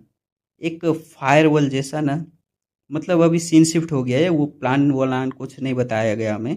और सीन शिफ्ट हो गया है, एक फायरवॉल जैसा सन आसमान पर था। डिजर्ट में एकदम हीट वेव ऊपर तक उठ रही थी। व्यू एकदम से ना एकदम डिस्ट्रक्शन भरा हुआ था। स्पेल से टेम्पररी क्रिएट किए गए एक स्टोन फॉरेस्ट में लेलिन और बाकी 5 लोग इकट्ठा थे। बड़ा बंदा ने कैजुअली टोन में पूछा, क्या वो ओल्ड गीजर कर पाएगा? लांसी की एकदम आईब्रो ने एकदम फ्रॉन हो गई। उस बुड्ढे पर भरोसा रखो, बोलती है। वो ऑफिशियल मैगो से एम्बुश सेट हुआ है एक येलो लाइट फ्लैश के साथ। लेलिन स्टोन फॉरेस्ट की एक तरफ से बाहर आया। येलो लाइट अभी भी उसके राउंड थी और बोलता है, मेरी तरफ का पार्ट कंप्लीट हो गया। दूसरी तरफ से नाइट गार्ड मैगस और वो दूसरा छुपा मतलब छुप रहने वाला, अच्छा वो चुप रहने वाला बंदा नहीं था, दोनों ने कंफर्म किया सब सेट है। बड़ा बंदा ने मुट्ठी एकदम बीच ली और नक्कल क्रैक किए, बस वो ओल्ड गीजर वल्चर किंग को यहाँ ले आए, मैं उस बेशरम परिंदे को फाड़ दूंगा। ये कुछ ज़्यादा नहीं उड़ रहा है ये बड़ा बंदा, यही पहले पिटेगा मुझे लग रहा है। वो क्लियरली एक फिजिकल ट्रेनिंग स्पेशलिस्ट था। अच्छा, इसके लिए एकदम मुट्ठी उष्ठी कर कस रहा है, स्ट्रॉन्ग मसल बॉडी एकदम पावरफुल। लेलिन ने सोचा, ओल्ड गीजर इतना जेलस इसलिए नहीं है कि सिर्फ रिवार्ड चाहिए, ज़रूर वल्चर किंग के अंदर कोई स्पेसिफिक प्रीवियस इंग्रेडिएंट है जो उसे चाहिए, तभी वो खुद इतना बड़ा दाव ले रहा है। ये चिप ने पहले डिटेक्ट कर लिया था। वो आ रहे हैं ओरिजिन पर, ब्लैक फिगर की एक थिनली स्प्रिंट लेयर और एक ह्यूमन फिगर भी। ग्रैंड हरिकेन उसके बॉडी के अराउंड, वाइल्ड स्पीड एकदम दौड़ता हुआ, सब अपनी अपनी पोजीशन पर एकदम ऑर्डर के हिसाब से। और सब लोग ना, लांसी एकदम नर्वस थी, एकदम क्लियरली चीखने लगी वो। एक पल में सब मैगस गायब हो गए। और पास्ट ऑल गीजर बहुत तेज दौड़ रहा था। लेलिन अपनी एकदम छुपी मतलब छुपे हुए जगह पे ना क्लियरली देख सकता था कि वो कैसे भाग रहा है। ओल्ड गीजर के ना चेहरे पर एकदम रिंकल आ गए थे और दोनों तरफ से एकदम ना, वो बुड्ढे के कान है ना, कान के दोनों तरफ से ना खून निकल रहे थे। ओल्ड गीजर स्टोन फॉरेस्ट में ना दाखिल होता है, साथ में वॉइस ट्रांसमिट करता है। बोलता है, वो वल्चर किंग के एकदम वल्चर किंग से सावधान रहना, वो साउंड अटैक एकदम कर सकता है, मुझे पहले ही एक हिट लग चुका है। अच्छा, इसके वजह से उसके कान में ना खून आया है। सरकोमा, ये सरकोमा बोलता है। सरकोमा मतलब ना वो ट्यूमर जैसा मसल को ना वल्चर किंग के सर पर था ना, उसी से ना एक सोनिक वेव ना अटैक करता है। वो सरकोमा बोलते हैं। उसके सर के ऊपर है ना, एक बोला था ना मैंने, सर के ऊपर कुछ तो लगाया वल्चर किंग के सर पे, उसी से ना सोनिक वेव अटैक कर रहा था। ओल्ड गीजर को वो लग चुका था, इसलिए उसके कानों से ना खून आ रहे थे। स्टोन फॉरेस्ट देख के वल्चर किंग थोड़ा सा रुक गया, थोड़ा सा हेजिटेशन किया, लेकिन फिर उसने सोचा, जो प्रे वो चेस कर रहा था ना, उसने एनर्जी वो वल्चर किंग की अपनी एनर्जी से ना ज़्यादा अलग नहीं थी, मतलब वो पावरफुल था। और उसने वल्चर किंग के चिल्ड्रेन को मारा था, मतलब ये कहना चाह रहे हैं जो भल्चर किंग है ना उसने एनर्जी वेव ना डिटेक्ट कर ली थी वो बुड्ढे की, और वो पावरफुल था और उससे ज़्यादा पावरफुल नहीं था, ये डिटेक्ट कर लिया था। और उससे ना सेंट, एक तरीके का सेंट आ रहा था, ऑरा आ रहा था। बल्चर किंग के जो चिल्ड्रन, मतलब वही उसके लोग थे ना, बल्चर किंग के बच्चे, उसको मारने वाला सेंट। बल्चर किंग की आंखें ना ये सब देखकर एकदम ब्लश ब्लड शूट हो जाती हैं गुस्से में। वो पूरी ना एकदम से ना दहाड़ मारता है, एकदम पंख को ना फड़फड़ाता है, स्टोन फॉरेस्ट के टेरिटोरी में एकदम से घुस जाता है। और एम्बुश तो एकदम सेट था, सब अपनी अपनी पोजीशन पर थे। और यहाँ देखते हैं आगे। सीक्रेट इम्प्रिंट है ना, सीक्रेट इम्प्रिंट से एक हैस्टी ट्रांसमिशन आता है। टारगेट टारगेट किल जोन में आ गया है, अब शुरू करो। लेलिन के हाथ से स्कारलेट रेड ग्लो निकलता है। उसने अपने सामने रखे एकदम ऑप्लिक्स पर ना एक हाथ प्रेस किया। एक सर्कुलर वेब ऑफ एकदम मैजिकल पावर वायलेंटली इरप्ट हो गया। कलरफुल स्पेल ग्लो करने लगे और कैली वल्चर को एक केज के अंदर ना बंद कर दिया। कैरी वल्चर ने एकदम फ्यूरियसली न चिल्लाता रहा। उसके न एकदम गंजे हेड पर न ट्यूमर जैसी मसल न एकदम स्वेल होने लगी। रेड ग्लो आने लगा वहाँ से, और फिर एक वायलेंट एक्सप्लोजन, एक कान छेद देने वाला साउंड वेव केज के अंदर एकदम न घूमने लगा। और बाकी कैरी वल्चर भी अपने ट्यूमर मसल वाइब्रेट करने लगे। साउंड वेव जो है वो एम्पलीफाई हो गया। लेलिन की आंखें फैल गई। साउंड वेव उसकी खोपड़ी पर एकदम हैमर की तरह एकदम पड़ रही थी। डिजीनेस आने लगी उसको। केज के ऊपर का रिंग ऑफ लाइट फ्लिकर करने लगा, फेड होने लगा। लेलिन ने सोचा, इस बीस्ट का अटैक एक्सेप्ट जो एक्सपेक्टेड से कहीं ज़्यादा पावरफुल है, और पूरी फ्लॉक मिलके एम्पलीफाई कर रही है, मतलब पूरा झुंड मिलके एम्पलीफाई कर रही है इसको। अगर पहले वाले ज़्यादा कैरी वल्चर होते तो केज जरूर टूट जाता। लांसी की ना मतलब आवाज़ आती है सीक्रेट इम्प्रिंट से। प्लान ए काम नहीं कर रहा है, प्लान बी पर शिफ्ट करो। कॉपी, लेलिन ने कॉपी का एकदम फुसफुसाते हुए एक स्पेल एकदम से यूज किया। एआई चिप ने काउंटडाउन दिया। इंट्रैपमेंट डेटोनेशन में 10 सेकेंड लगेगा। लेलिन ने एक आखिरी बार केज में स्ट्रगलिंग कैरी वल्चर को देखा और वहां से निकल गया। बैंग के साथ 10 सेकेंड बाद स्टोन फॉरेस्ट में एक वायलेंट एक्सप्लोजन, धमाके की आवाज पूरी एरिया में भर गई। ब्लैक स्मोक हॉरिजन तक शूट करने लगा।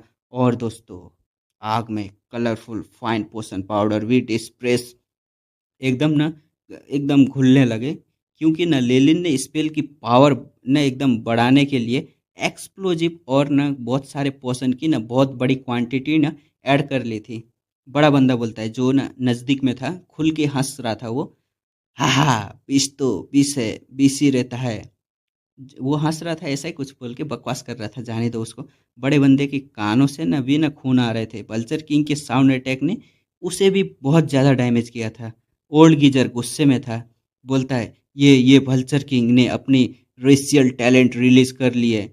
उसके सर का tumour sound wave attack emit कर रहा है, और जो झुंड है वो मिलके एम्पलीफाई कर रहे हैं। ये डेंजर लेवल कम से कम 2 लेवल बढ़ गया है। वापस जाके इन बेशरम मर्चेंट से ज़्यादा पैसे मांगूंगा मैं। मतलब साफ साफ था भाई, इन लोगों को पूरी बात पूरी इन्फॉर्मेशन नहीं दी गई है। लेलिन ने रीडायरेक्ट किया, पैसों की बात बाद में करेंगे, अभी वो जो बड़ा वाला वो पल्सर किंग है वो कहाँ है। मतलब धीरे धीरे ना आग बुझने लगी। स्टोन फॉरेस्ट के अंदर से एक बड़ा suit covered bird like figure निकला। भल्चर किंग था ये। उसकी स्कारलेट फेडर का ना आधा हिस्सा ना जल चुका था, बाकी आधा ब्लैक हो गया था। ब्लैक एकदम ढका हुआ था, एकदम गंजा हेड पर ना एक बड़ा ब्लड स्टेन ना खड़ा था। फनी साइड था, लेकिन किसी ने भी ना अपना गार्ड डाउन नहीं किया। लैंसी एकदम शॉक में थी। वो एक्सप्लोजन 30 डिग्री या उससे भी ज़्यादा पावरफुल का था, फिर भी ये जिंदा था। लेलिन ने जल्दी बोला, ये कोई वीक बॉडीड मैगोस नहीं है, ये एक पावरफुल बॉडी वाला हाई लेवल स्पेसिस है। आगे बढ़ो और घेरो इसे, ये भागने वाला है। और डैम इट, ओल्ड गीजर ने ना एकदम से वल्चर किंग को देखा और एक इंचांटेशन चांट करना शुरू कर दिया। एक फेंट अजूरे ब्रिज आई। 2 बड़े अजूरे विंग्स और ओल्ड गीजर की पीठ पर बनने लगे।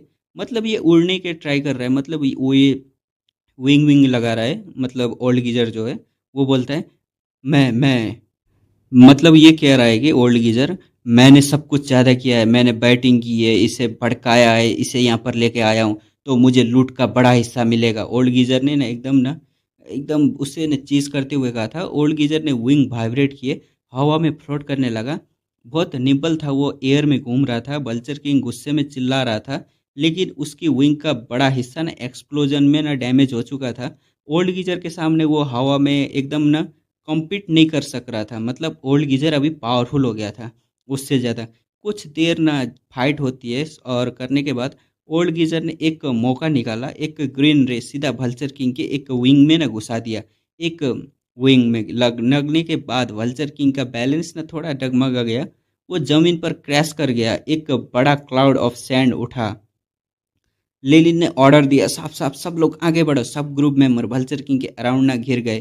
कई घाव थे, मतलब छेद ही छेद था, ब्लड बह रहा था। वल्चर किंग के आसपास न मैगस एकदम घेर के खड़े हो गए। ऊपर आसमान में ओल्ड गीजर एकदम न हंस रहा था। वल्चर किंग की आंखों में न होपलेसनेस साफ साफ दिखाई दे रही थी। बड़ा बंदा ठंडे हंसते हुए बोलता है, हाँ बेशरम बीस्ट, मैं तुझे फाड़ दूंगा। अच्छा फाड़ेगा, अब ये फाड़ेगा।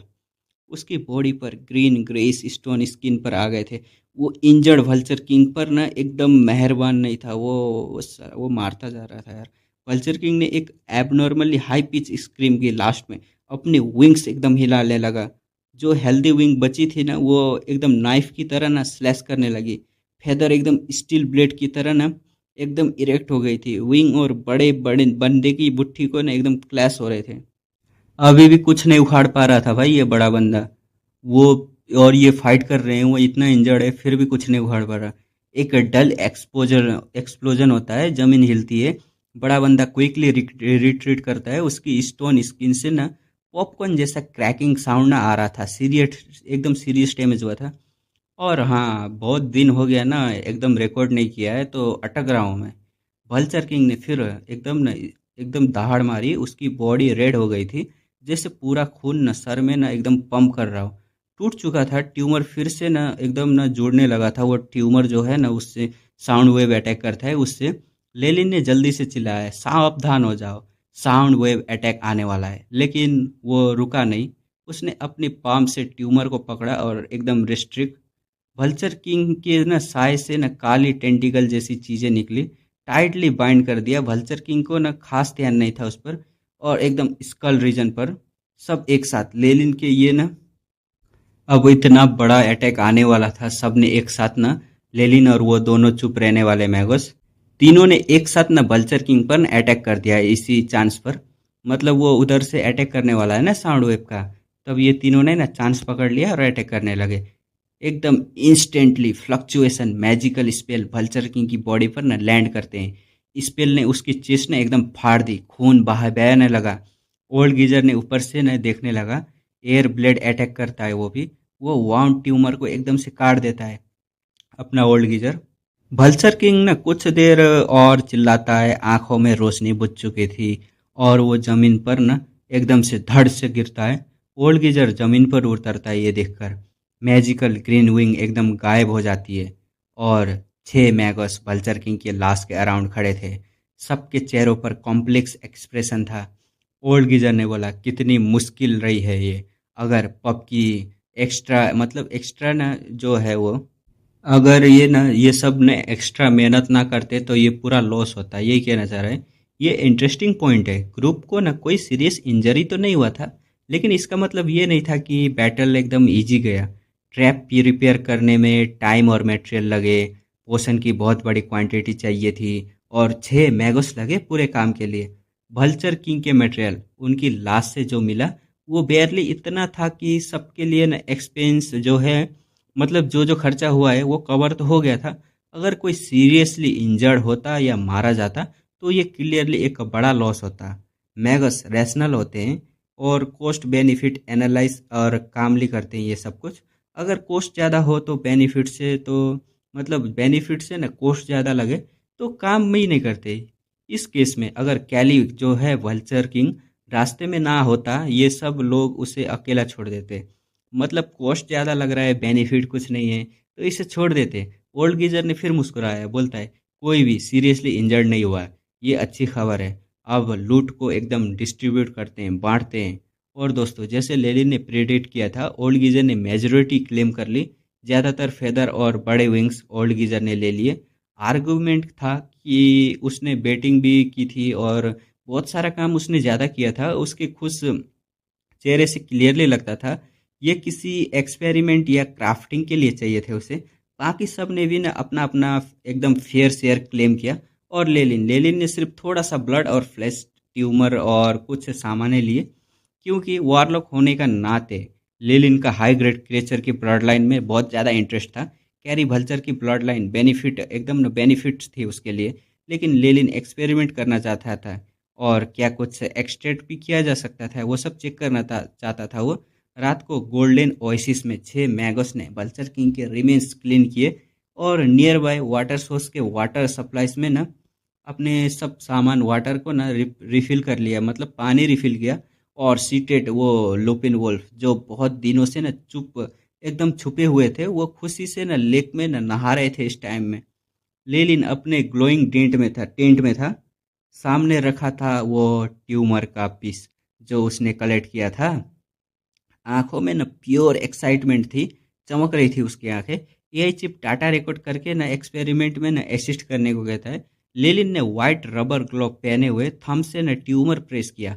ट्यूमर का खून अब बिल्कुल ड्राई हो गया था। ब्लड स्टेन्स में वो एकदम घिरा हुआ था। बहुत हल्का था, अंदर ना एकदम मेरिडियंस और एयर सेक्स लगे हुए थे। लेलिन की आंखें एकदम ब्लू ग्लो कर रही थी। दूसरे हाथ से एक स्कैल्पल से ट्यूमर की सरफेस काट देता है। अंदर मसल और ब्लड वेसल बहुत कम थे। ज़्यादातर छोटे छोटे एयर सैक्स थे। ये एयर सैक्स लेयर पर ना लेयर बने हुए थे, एक लेयर दूसरी लेयर के ऊपर, बिल्कुल एकदम ना एकदम बहुत अच्छा डिज़ाइन था इसका। ये एकदम कंपोजिशन लेलिन ना एकदम एआई चिप से ना इमेज को रिकॉर्ड करने के लिए बोलता है, क्योंकि काफ़ी इंपॉर्टेंट चीज़ थी ये। एक्सपेरिमेंट ख़त्म होने के बाद लेलिन ने अपनी ना मेक शिफ्ट लेबोरेटरी क्लीन की और गोस्ट फेदर एकदम ना उसके क्वेल को उठाया और गोट इसकी नोटबुक में लिखा साउंड वेसल कंपोजिशन और साउंड वेव अटैक। एक और साइंटिफिक ऑब्जर्वेशन लेलिन के रिकॉर्ड में ऐड हो गया। मतलब अब इससे भी कुछ बनाएगा क्या, दिखते हैं आगे। गोल्डन ओसिस के बाद रास्ता काफ़ी ना लेस डेंजरस था, मतलब बहुत कम था डेंजर। गोल्डन जाइंट जैसा कोई पावरफुल क्रिएचर आगे नहीं था और फिर ग्रेट कैनियन मार्केट क्रॉस हो गई। दूसरी तरफ था आंड्रे टाउन, एक छोटा सा टाउन। कैरी वल्चर की वजह से ये टाउन पहले बिल्कुल एम्प्टी और डेसोलेट हो गया था, लेकिन अब कुछ लोग दिख रहे थे। एक आदमी रास्ते के किनारे खड़ा था, पब का एकदम वर्किंग ना मतलब वर्किंग का कपड़ा वो लगाया था, वही पब का। लेलिन और ग्रुप को देखते ही उसने रेस्पेक्टफुल्ली वो किया। बोलता है, क्या आप मास्टर लैंसी और कंपनी हैं? कैरी वल्चर वाली इंसिडेंट सीक्रेट इम्प्रिंट जो इम्प्रिंट से ना ऑलरेडी इन्फॉर्मेशन ना बेच चुका था। मतलब जो कैरी वल्चर को मारने का इंसिडेंट था ना, उसका इन्फॉर्मेशन पहले इन लोगों ने भेज दिया था। और बोलता है, प्लीज़ मेरे साथ पब चलिए, अपना रिवॉर्ड को कलेक्ट कर लीजिए। लांसी और ओल्ड गिजर्ड ने एग्री किया। पब में पहुंचे, अटेंडेंट ने लगेज उठाया। एक विसल के साथ सीटेड लुपिन वुल्फ अपने फीडिंग एरिया की तरफ न भाग गए। पब के पीछे ग्रेट कैनियन मार्केट क्रॉस हो गई थी। एक लंबा और खतरनाक सफ़र अब तो ख़त्म हो गया था। ये रिवॉर्ड कलेक्ट करने का सीन तो नहीं दिखाया जाता, बाद में सीन शिफ्ट होकर दिखाया जाता है। बड़ा बंदा जो था ना, वो कंप्लेन कर रहा था, सिर्फ कुछ महीने के लिए रेंट लिया था और 500 मैजिक क्रिस्टल। तुम्हारा बॉस पैसे बनाना अच्छा जानता है। अपना वेटर बोलता है, ये लोग किसी होटल में रुके होंगे। वेटर ने स्माइलिंग के साथ ने एक्सप्लेन किया, actually normal rent 1000 magic crystal पर वुल्फ है। इस बार हमने सिर्फ मेंटेनेंस कॉस्ट लिए क्योंकि आप लोगों ने मिशन कंप्लीट किया। तब ओल्ड गीजर आया और सीधा काउंटर पर ना वल्चर किंग की खोपड़ी पटक देता है। मिशन कंप्लीट देखो। काउंटर के पीछे से एक वाइट बियर्ड एकदम बूढ़ा ओल्ड मैन निकलता है, बारटेंडर के यूनिफॉर्म में, लेकिन उसकी एनर्जी वेव से पता चल रहा था कि वो भी एक ऑफिशियल मैगोस था। उसने वल्चर किंग की खोपड़ी ने केयरफुल्ली एग्जामिन की और फिर रख लिया। बोलता है, हाँ ये सच में वल्चर किंग का सर है। एग्रीमेंट के अकॉर्डिंग हर एक को मिलेगा, मतलब हर एक को कुछ मिलेगा। मिस्टर वाइट पियर्ड निब्बल था, मतलब कुछ बोल रहा है। पहले से प्रिपेयर्ड बैग और मैजिक क्रिस्टल और मैजिक मटेरियल से भरे सबको ना एक एक बैग दे देता है। डिलीवरी कंप्लीट होने के बाद लीडिंग ओल्ड गीजर ने एक काइंड स्माइल के साथ सबको एक ऑफर दिया। बोलता है, मैं डोरियन फैमिली से बिलोंग करता हूँ, अगर आप लोगों में से कोई ज्वाइन करना चाहते हो तो आ जाओ। दोस्तों, बड़ी फैमिलीज टाइम टाइम पर फॉरेन मैजिशियन को रिक्रूट करती है अपनी पावर स्ट्रेंथ करने के लिए, मतलब पावर बढ़ाने के लिए। और ये सब एकदम डिसेंट स्ट्रेंथ वाले थे और ग्रेट कैनियन के ईस्ट साइड से आए थे, तो एनिमी स्पाई होने का चांस भी कम था। बड़ा बंदा का चेहरा क्लियरली, जो क्लियरली ना इंटरेस्टेड था, वो दो चुप रहने वाले मैगोस एकदम ना, मतलब इनडिसी, मतलब हाँ बोलने वाले नहीं लग रहे थे। लांसी और ओल्ड गीजर दोनों ने भी बिना हेजिटेशन के रिफ्यूज कर दिया। लेलिन ने भी एक सेकंड नहीं सोचा और ना कह दिया। मतलब बुड्ढे को ना, जो है लांसी, उसने भी मना कर दिया। लेलिन ने भी एक सेकंड नहीं सोचा और मना कर दिया, क्योंकि जो है ना, मैगस बड़ी फैमिलीज इसलिए ज्वाइन करते हैं हायर लेवल मेडिटेशन टेक्निक और मैगस रिसोर्स मिल सके। लेकिन लेलिन के पास पहले से ही हाई ग्रेड मेडिटेशन टेक्निक थी। रिसोर्स के लिए वो अपनी जो है मेडिसिन और ट्रेड कर सकता है, मतलब बेच सकता है अपनी मेडिसिन बना के। और क्लोज फैमिली की जगह लेलिन एजुकेशनल इंस्टीट्यूट या ऑर्गेनाइजेशन को ज़्यादा प्रीफर करता है, क्योंकि उसमें फ़ायदा भी ज़्यादा है और ज़्यादा उसको फ्रीडम भी मिलेगी और ज़्यादा ग्रोथ भी होगा उसका। इसलिए ओल्ड गीजर ने फिर सजेस्ट किया, चलो सब मिलके एक ड्रिंक करते हैं, कॉमरेड रहे हैं आखिरकार हम लोग। लांसी जल्दी से निकल गई, बोलती है, नहीं मुझे कुछ अर्जेंट काम है। वो क्लियरली किसी मिशन में थी। लिली ने इस्माइल के साथ रिफ्यूज किया। बोलता है, मैं भी नहीं कर सकता, थकान बहुत है, बस एक जगह ढूंढ के थोड़ा सोना चाहता हूँ। सच्चाई ये थी, लेलिन को ना इन लोगों से कोई गहरा रिश्ता नहीं था। ये सिर्फ एक टेम्प्रोरी एग्रीमेंट थी सफ़र के लिए, और जितनी जल्दी हो सके लाइट मैगस्टोमन में पहुंचना था, क्योंकि जो क्रिमिनल उसने ने मतलब जो क्राइम ने उसने किए थे वो हल्का तो नहीं था। बड़ा बंदा और दोनों चुप रहने वाले मैगस ने भी रिफ्यूज किया। ओल्ड गीजर ने हेल्पलेसली एकदम, और कुछ किया नहीं, वो क्या कर सकता है यार, सब लोग रिफ्यूज करके जा रहे हैं। बुड्ढा क्या कर सकता है, दो दो गिलास मारना चाहता होगा उनके साथ। और वो लेलिन को जाते हुए देखता है, मतलब सबको जाते हुए दिख रहा था। बाहर नैरो फ्लेस्टोन स्ट्रीट, अंधेरा, सिर्फ पब के लैटिन एकदम सॉफ्ट रोशनी में। मतलब लेलिन सोचता है, अंधेरा हो गया, पहले कोई जगह ढूंढ लेता हूँ रेस्ट करने के लिए। और तभी ए चिप ने वार्निंग की, warning, warning, high energy force field एकदम डिटेक्ट हुआ है, रैंक 1 ऑफेंसिव स्पेल आगे है। लेलिन का स्कल्प नम हो गया, बॉडी के अंदर ब्लड वेसल एकदम सर्च करने लगे, बॉयल करने लगे। एकदम ना सेंसिनेशन हुई, ये अटैक मुझ पर है, मतलब लेलिन को कोई अटैक कर रहा था। लेलिन के दिमाग ओवर ड्राइव में आ गया, बॉडी ब्लर हो गई, साइड में डॉज किया। पावरफुल एनर्जी वेव लेलिन के बिल्कुल सामने एक्सप्लोड हुई। डजन ऑफ वेपन्स एकदम सिल्वरी मेटल, एक के बाद एक मेटेलिक स्टॉर्म बना दिया वहां जहां लेलिन के एक सेकंड पहले खड़ा था। फिर पप का सीधा आधा, मतलब पप ने सीधा आधे हिस्से में कट गया, सेलिंग सेटर हो गए। मतलब अटैक कौन कर रहा है यार, मैं ही नहीं समझ पा रहा हूँ। ये खड़ा था, अंधेरे में खड़ा था पहले समझो, और फिर इसको डायरेक्टली अटैक हुआ। और ये तो ग्रेट कैनियन भी पार कर चुका है, यहाँ पर इसको कौन अटैक करेगा यार। तो छोड़ो यार, देखता हूँ आगे कौन कर रहा है इसको। सीधा कट गया, सीलिंग शटर हो गए, अंधेरे से एकदम स्टफ इट, कुछ इंजर्ड पेनफुल साउंड आ गए। डस्ट सेटल होने के बाद रूइन पर खड़ा था एक मिडगेट, डैगर जैसी आंखें लेलिन के चेहरे पर न एकदम टिकी हुई थी। लेलिन ने डस्ट झाड़ा, काम फेस एक बार देखा और बोलता है, तुम लिली टेल फैमिली से हो। अबे यार, लिली टेल फैमिली, अच्छा ये वो फैमिली है ना, वही एबियस बोन फॉरेस्ट की फैमिली, वही बोसेन की फैमिली। हाँ दोस्तों, लेलिन ने जितना भी ना लोगों को ना ऑफेंड किया था, उनमें से सिर्फ लिलिटेल के एल्डर के पास इतनी, मतलब माइटी और इतनी कैपेबिलिटी थी। और स्पेल बोसेन के यूज के लिए स्पेल भी उसने ही तो बनाए थे। अच्छा समझ गया। मिडगेट ने चीखा, तुम मरने की कोशिश कर रहे हो। उसके साथ से, मतलब उसके ना जो हाथ से ना काउंटलेस मेटेलिक फ्लूइड हवा में उठे, long spear giant shot, surface पर एनर्जी फोर्स फील्ड, एकदम रेडिएशन चमक रही थी। और बोलता है जाओ, एक उंगली से पॉइंट किया, मेटेलिक वेपन फिर से लेलिन पर ना एकदम फायर करने लगे।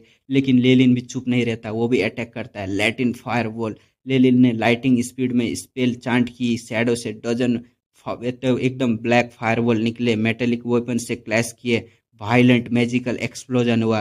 एआई चिप ने स्कैन किया टारगेट की मैजिक, मतलब मैजिक को जो है metallic element, degree of attack 32 डिग्री। लेलिन ने राहत की सांस ली। 32 डिग्री तो ये ना उसके कंपैरिजन में ना एकदम इक्वल इक्वल था, रफली इक्वल था। मिडगेट ने बोला, तुझे कुछ स्किल है तुझ पर? कोई अजीब नहीं है, मतलब कोई अजीब बात नहीं है, तूने मेरे सबॉर्डिनेट और मेरे पोते को मारा तो तुम लिटिल फैमिली के एल्डर हो, पोसिन के दादा। लेलिन ने एकदम रिजोर्ट में न बोला, बिल्कुल बेशर्मी से, मतलब उससे फर्क ही नहीं पड़ता। रूइन में से black beard bartender old man निकला और बोलता है, इस जेंटलमैन, मतलब इस जेंटलमैन ये पब डोरियन फैमिली के प्रोटेक्शन में है। और मिडगेट ने एक पीस ऑफ मेटल टॉस किया, जानता था, मतलब बोलता है, जानता हूँ तुम्हारे फैमिली के बफेट से कुछ बार मिला हूँ। ये उसका ना एकदम ना उसकी मैसेज भी थी, कीपसेक भी थे, कुछ था यार। वाइट बियर्ड ओल्ड मैन ने देखा, वो किया और बोलता है, तो ये मास्टर लिलिटेल से हैं, एक क्रिमिनल को पकड़ने आए हैं। उसने लेलिन को एक एकदम पीटी नज़र से गेज दी, फिर मिडगेट के सामने झुकते हुए बोला, डोरियन फैमिली इस मामले में एकदम न्यूट्रल रहेगी। अच्छा, ये भी मिल गया भाई, अब लेलिन क्या करेगा? वो बुढ़ा तो मिल गया। मिडगेट ने ना लेलिन को ना एकदम भारी नज़र से देखा और बोलता है, रूल्स तुम्हें नहीं बचा सकते, मतलब देखो बच्चे, रूल तुम्हें नहीं बचा सकते। ताकतवर रूल बनाते हैं, कमज़ोर सिर्फ फॉलो करते हैं। जो मेरे लिलिटेल फैमिली को चैलेंज करते हैं उन्हें खून से कीमत चुकानी पड़ती है। अपना मिडगेट बोल रहा था ये, वो मिडगेट किसी के शरीर में आया होगा यार, ये खुद तो कैसे आया, मैं कंफ्यूज हूँ अभी भी। मिडगेट की बॉडी से न ray of white metallic light निकलने लगी। एक पल में सिल्वरी मेटल आर्मर उसके बॉडी पर बन गया। मेटल एनर्जी पार्टिकल हवा में एकदम रिवॉल्व करने लगे। डैजलिंग लाइट, ग्रुप के बड़े बंदे और लीडिंग ओल्ड गीजर जो अभी तक गए नहीं थे, दोनों एकदम सॉफ्ट। ये स्ट्रेंट सेमी कन्वर्टेड एलिमेंट मैगस का था। लीडिंग ओल्ड गीजर ने लेलिन की तरफ एकदम देखते हुए सोचा, कोई वंडर नहीं, वो इतनी जल्दी निकल रहा है, इतनी बड़ी मुसीबत में था। सेमी कन्वर्टेड एलिमेंटल मैगस के सामने ये तो पक्का मरेगा।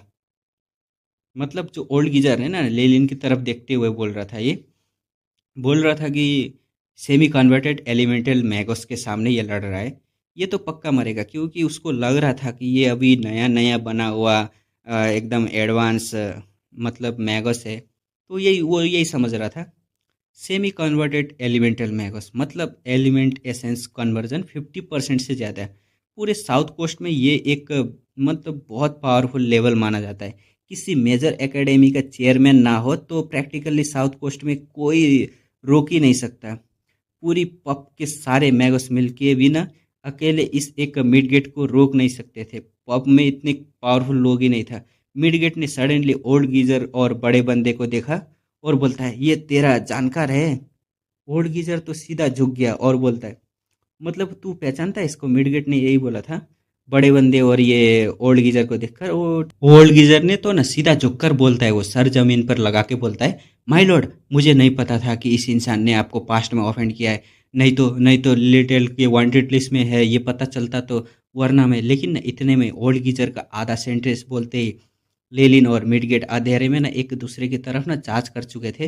रूइंस एकदम कंटिन्यूसली शेक हो रहे थे। बड़े बंदे ने साइड में खड़े खड़े बोलता है, उसने तुम्हें सिर्फ लेलिन को ध्यान बंद करने के लिए यूज किया।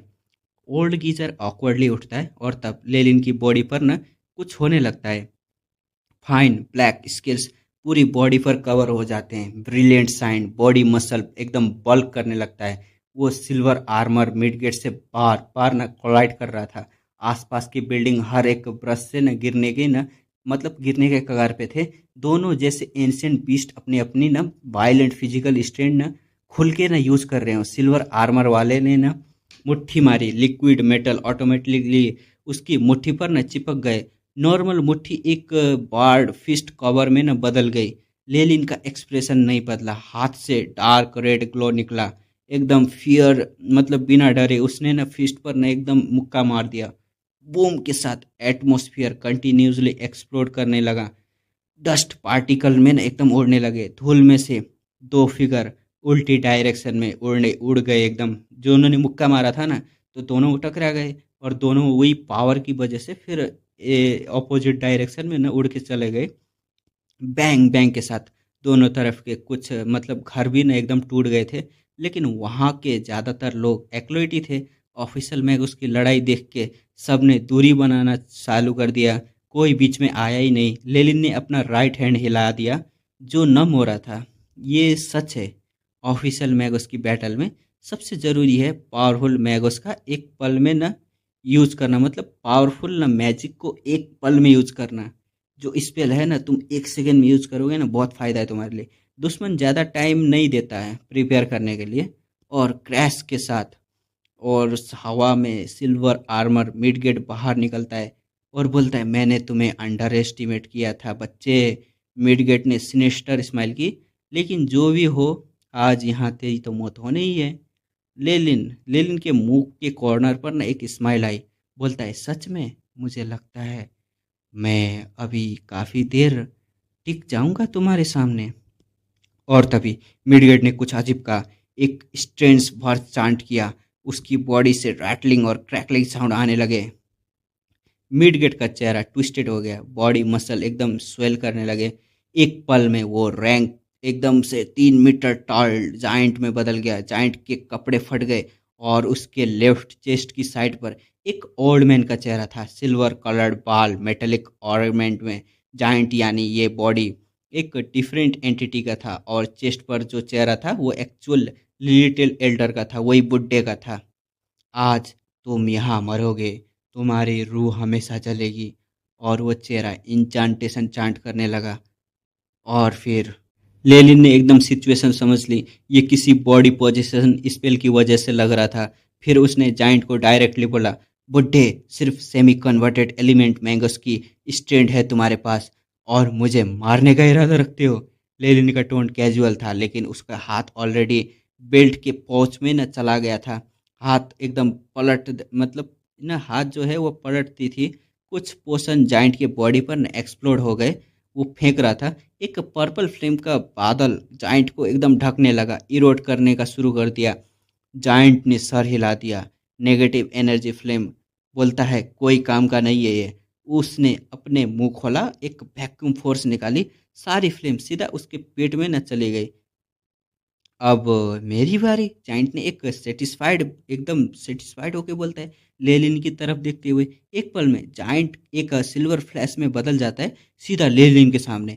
जाइंट की ह्यूज बॉडी, एकदम बड़े बड़े मसल, एक ऑप्रेसिव प्रेजेंस।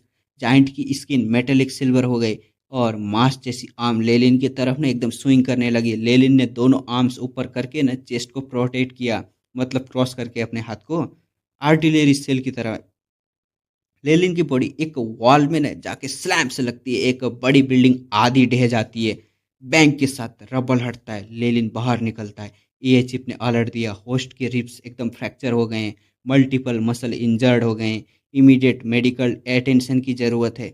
लेलिन की आंखें फ्लैश हुई, ब्लू ग्लो। ए चिप एकदम साइड में इंफॉर्मेशन को ना इनपुट कर रहा था, प्रिडिक्शन कर रहा था, सिस्टम को सब कुछ चेक कर रहा था। यही चिप ने रिस्पॉन्ड किया, साइड डाटा ट्रांसमिटेड और ओपोनेंट का जो इंफॉर्मेशन है वो सिमुलेट हो रहा है। एक 3D प्रोजेक्शन लेलिन के सामने आता है। ओपोनेंट की मूवमेंट का अकॉर्डिंग अगला अटैक 38 डिग्री एंगल के राइट साइड पर आएगा, प्रोबेबिलिटी 98.7%। और फिर जाइंट फिर सर एकदम चार्ज करता है। Most optional action 63 degree left में एकदम झुक जाओ, बैकवर्ड जंप करो। और लेलिन की एकदम बॉडी ट्विस्ट होती है। बैरली अटैक अवॉइड किया था और एकदम हरीडली जंप किया था वहाँ, वो जगह जहाँ लेलिन एक सेकंड पहले खड़ा था। 1/2 मीटर लॉन्ग मेटल स्पाइक जमीन पे घुसी हुई थी। अगर वो वहाँ होता तो इंस्टेंट मर जाता। और लेनिन बहुत एकदम ना निब्बल लग रहा था और डॉज पे डॉज किए जा रहा था, मूवमेंट पे मूवमेंट किए जा रहा था, अटैक के बैरेज अवॉइड करता जा रहा था। ओल्ड गीजर कोल्ड एकदम कोल्ड स्वीट में एकदम डूबा हुआ था। वो बोलता है, ये सेमी कन्वर्टेड एलिमेंट में उसके साथ रेंफोर्समेंट मतलब रेंफोर्स्ड बॉडी के साथ एक बडिंग मैगोस इतना रोक सकता है। मतलब वो कहना चाह रहा है कि मतलब ये है कि जो ओल्ड गीजर है ना और जो बड़ा बंदा है वो लोग साथ में है, तो वो लोग साथ में बात कर रहे हैं। ये ओल्ड गीजर कहना चाहता है कि जो सेमी कन्वर्टेड एलिमेंट मैगस है ना साथ में, वो रेनफोर्स्ड बॉडी के साथ है और इसको भी एकदम से रोक के रख रहा है, बराबर की फाइट दे रहा है लेलिन। तो बड़ा बंदा कहता है, तुमने सोचा था ये एक इजी टारगेट होगा है ना? खुश रहो बुड्ढे, इस स्टेज पर आने में तुम्हें खुद मतलब इस स्टेज में ना इसको रोक के रखना भी एक बहुत बड़ा अचीवमेंट है, यही कहना चाह रहा था।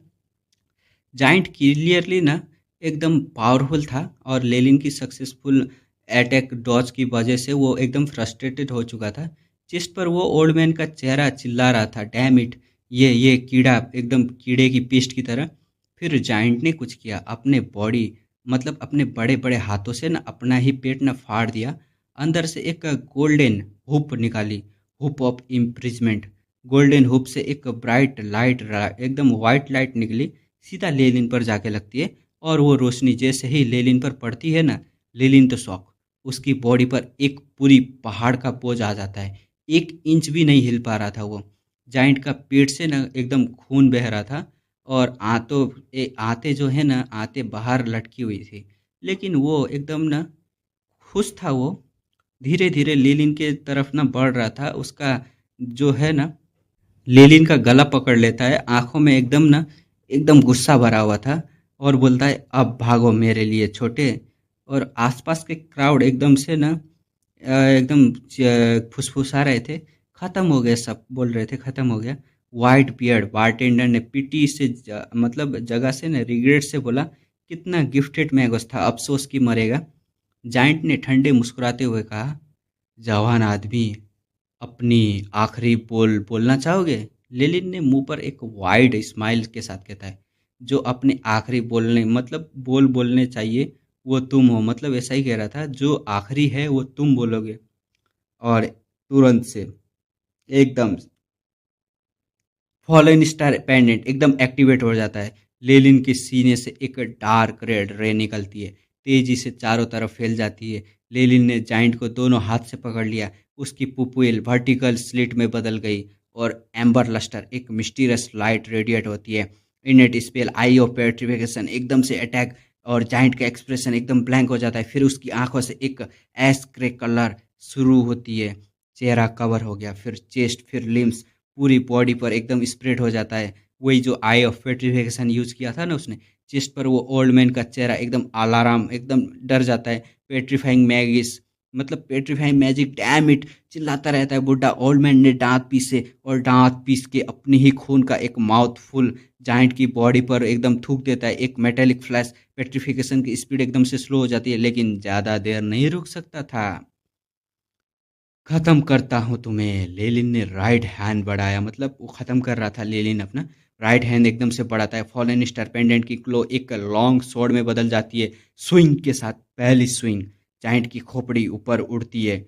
दूसरी स्विंग लेलिन ने सीधा जाइंट के चेस्ट पर मारी थी और सीधा चेस्ट में हाथ घुसा दिया था और वो ओल्ड मिडगेट का चेहरा मतलब एकदम से बाहर खींच लिया था उसने। चेहरा जमीन पर गिरता है और बोलता है, मैं तुम्हें माफ नहीं करूंगा। वो एकदम से यही बोलते बोलते चिल्ला रहा था, मैं भी नहीं करूंगा तुम्हें। लेलिन ने भी ठंडे से एक्सप्रेशन के साथ कहा था। वो चेहरा अपने पैर के नीचे एकदम कुचल रहा था। एक दबी हुई आवाज और लेनिन के पैर के नीचे ग्रीन ब्लड का एक पड़ल धीरे धीरे बनता हुआ और फिर एक हल्की हवा और क्राउड में एक डेडली स्टीलनेस। बोल सब लोग चिल्ला रहे थे, वो उसने एक्चुअली एक सब लोग ऐसा ही कुछ कह रहे थे, एक सेमी कन्वर्टेड एलिमेंट मैगस को मार दिया। एक सेमी कन्वर्टेड एक मतलब यही सब क्राउड में बोल रहे थे। वाइट बियर बारटेंडर का मुंह तो खुला का खुला रह गया था। जैसे ही लेलिन की नज़र उस पर पड़ी, बारटेंडर सीधा एकदम एकदम फ्लैटरी मोड में चला जाता है, वो एकदम ना चापलूसी भरे मोड में। मास्टर लेलिन, मुझे माफ़ करो, गलत फहमी हो गई। लेलिन ने सर हिला दिया, इंगेज ही नहीं किया उसने, मतलब वो कुछ समझा ही नहीं। और बोलता है, इसे मार के कोई फ़ायदा नहीं, मैं कोई साइकोपैथिक किलर नहीं हूँ। मतलब मन ही मन सोच रहा था वो जो बारटेंडर है ना उसके लिए। अपने बुड मतलब ना अपने बंडल उठाता है लूट के लिए और वहाँ से ना जल्दी निकल जाता है अपना लेलिन। क्राउड ने सीधा रास्ता दिया उसको भाई, कोई हिम्मत नहीं करता है उसको रोकने का। मैगस मैगस हो या एक्लोइटी, किसी की हिम्मत नहीं थी उसे रोकने की। लेनिन की आंखों में देखने की हिम्मत तक नहीं हो रही थी किसी की। एंड्री टाउन दूर होने लगा, मतलब जो टाउन में था ना वो एकदम दूर चला जाता था। लेनिन सोच रहा था ये मिडगेट क्लियरली लिलिटेल एल्डर का एक क्लोन था। रिपोर्ट के अकॉर्डिंग लिलिटेल के एल्डर की जो है एलिमेंट एसेंस कन्वर्जन 80% या उससे ज़्यादा थी। रैंक टू मैगस एडवांसमेंट के लिए मिनिमम एकदम रिक्वायरमेंट होता है वो, लेकिन वो मिडगेट 50% कन्वर्जन का था और अनस्टेबल था। रियल एल्डर की स्ट्रेंथ से बहुत अलग था। क्लोन बनाना आसान काम नहीं है, बहुत टाइम लगता है। प्रीसियस मटेरियल चाहिए, और अगर क्लोन डिस्ट्रॉय हो जाए तो ओरिजिनल मैगस को भी हैवीली मतलब डैमेज होता है, इफेक्ट होता है। तो अभी तक सिर्फ क्लोन ही यहाँ तक पहुँचा था। ये तो एल्डर एकदम ना फिजिकली यहाँ मतलब यहाँ तो ना जो एल्डर है ना वो फिजिकली नहीं आ सकता था, या उसने इंटेंशनली क्लोन भेजा था ग्रेट कैनियन के दूसरी तरफ, मतलब रखा हुआ था, ये शायद ऐसा ही कुछ था। कम्युनिकेशन और काम के लिए रखा होगा शायद। और लेकिन लिलिटेल फैमिली की अगली अटैक आने के वाली मतलब आने ही वाली है। और मनीमन बोलता है अपना लेलिन, मैं अभी भी डार्क मैगस टेरिटरी में हूँ, एक बार लाइट मैगस डोमेन में पहुँच जाऊँ लिलिटेल फैमिली वहाँ नहीं आ सकती। लेलिन ने एक आखिरी नज़र एकदम पीछे की और अंधेरे में गायब हो गया।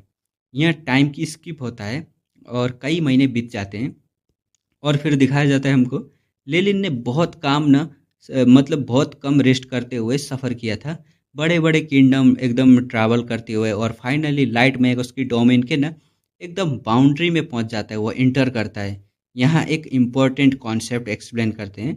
साउथ कोस्ट में दो तरह के मैगोस थे, पहले डार्क मैगोस जो वायलेंस एडवोकेट करते हैं और नेचुरल सिलेक्शन में मतलब बिलीव करते हैं और ताकत को न सबसे ऊपर रखते हैं, और दूसरी तरफ लाइट मैगस जो पीस प्रीफर करते हैं और साइंटिफिक रिसर्च को न रिवर्स करते हैं।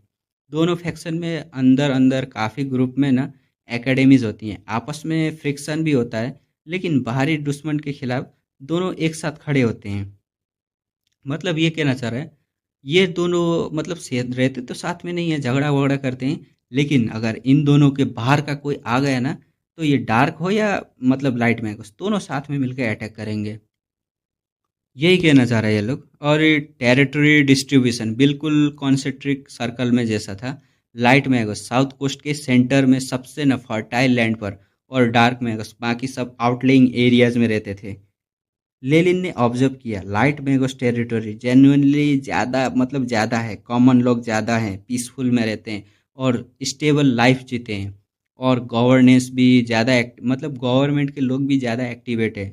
एआई चिप के मैप के अकॉर्डिंग आज लेलिन जो है वो टेलजो सिटी पहुंच चुका है, मतलब पहुंचने वाला है। लाइट मैगोस डोमेन का ना एक मेजर मार्केट प्लेस है ये भी। लेलिन ने अपना ब्लैक रोब मतलब एकदम से बदला, क्लीन लेदर आर्मर पहना और एक्सक्यूट आर्मर उसकी वेल मतलब बॉडी पर ना एकदम परफेक्टली फिट हो जाता है। एक हीरोइक एयर आता है उसमें, ज़्यादा मस्कुलिन लुक। और ये कपड़े क्यों पहन बदले उसने, क्योंकि ना लाइट मैगस एकदम इंस्टेंटली डार्क मैगस को ना एकदम ना मतलब जाने नहीं देती है अंदर, वो लोग अच्छा नहीं मानते। और अननेसेसरी जो है ना वो ट्रबल भी लेना नहीं चाहते, इसलिए उसने जो है वो वाइट वो लाइट मैगस का ना कपड़ा एकदम से चेंज किया था। हाँ, मार्केट प्लेस में डार्क मैगस भी होते हैं और एकदम बैंड भी नहीं है, आइटम सेल कर सकते हैं वो लोग भी, लेकिन लेलिन रो प्रोफाइल भी तो रखना चाहता था। लेलिन आगे बढ़ता है घोड़े के एकदम काफिले के साथ। रास्ता ज़्यादा मतलब ज़्यादा ज़्यादा ना वाइड होता जाता है आगे चलते वक्त, और लोग अलग अलग ट्रांसपोर्ट को यूज़ कर रहे थे, और लेलिन ने कुछ नई और अजीब चीज़ें भी देखी। एक फीमेल मैगोस्ट एकदम विंग्ड स्ट्रीट पर, एक old man hot air balloon पर, और बलून से एक बैनर लटका हुआ था, वेलकम टू हुकिटी, मतलब ऐसा ही कुछ लिखा था। और मतलब शॉप का नाम था यार, ये सब छोड़ो जाने दो, कहाँ फंस गया मैं भी। हमारे पास सप्लाई है, ये सब अब बेचने वेचने का काम चल रहा था। वो जो फीमेल मैगस बताया नहीं था वो भी कुछ बेच रही थी ऐसा ही कुछ। और कुछ मतलब मशीनें ने भी थी यहाँ पर, फ्यूचर व्हीकल मतलब मशीनें रखी थी।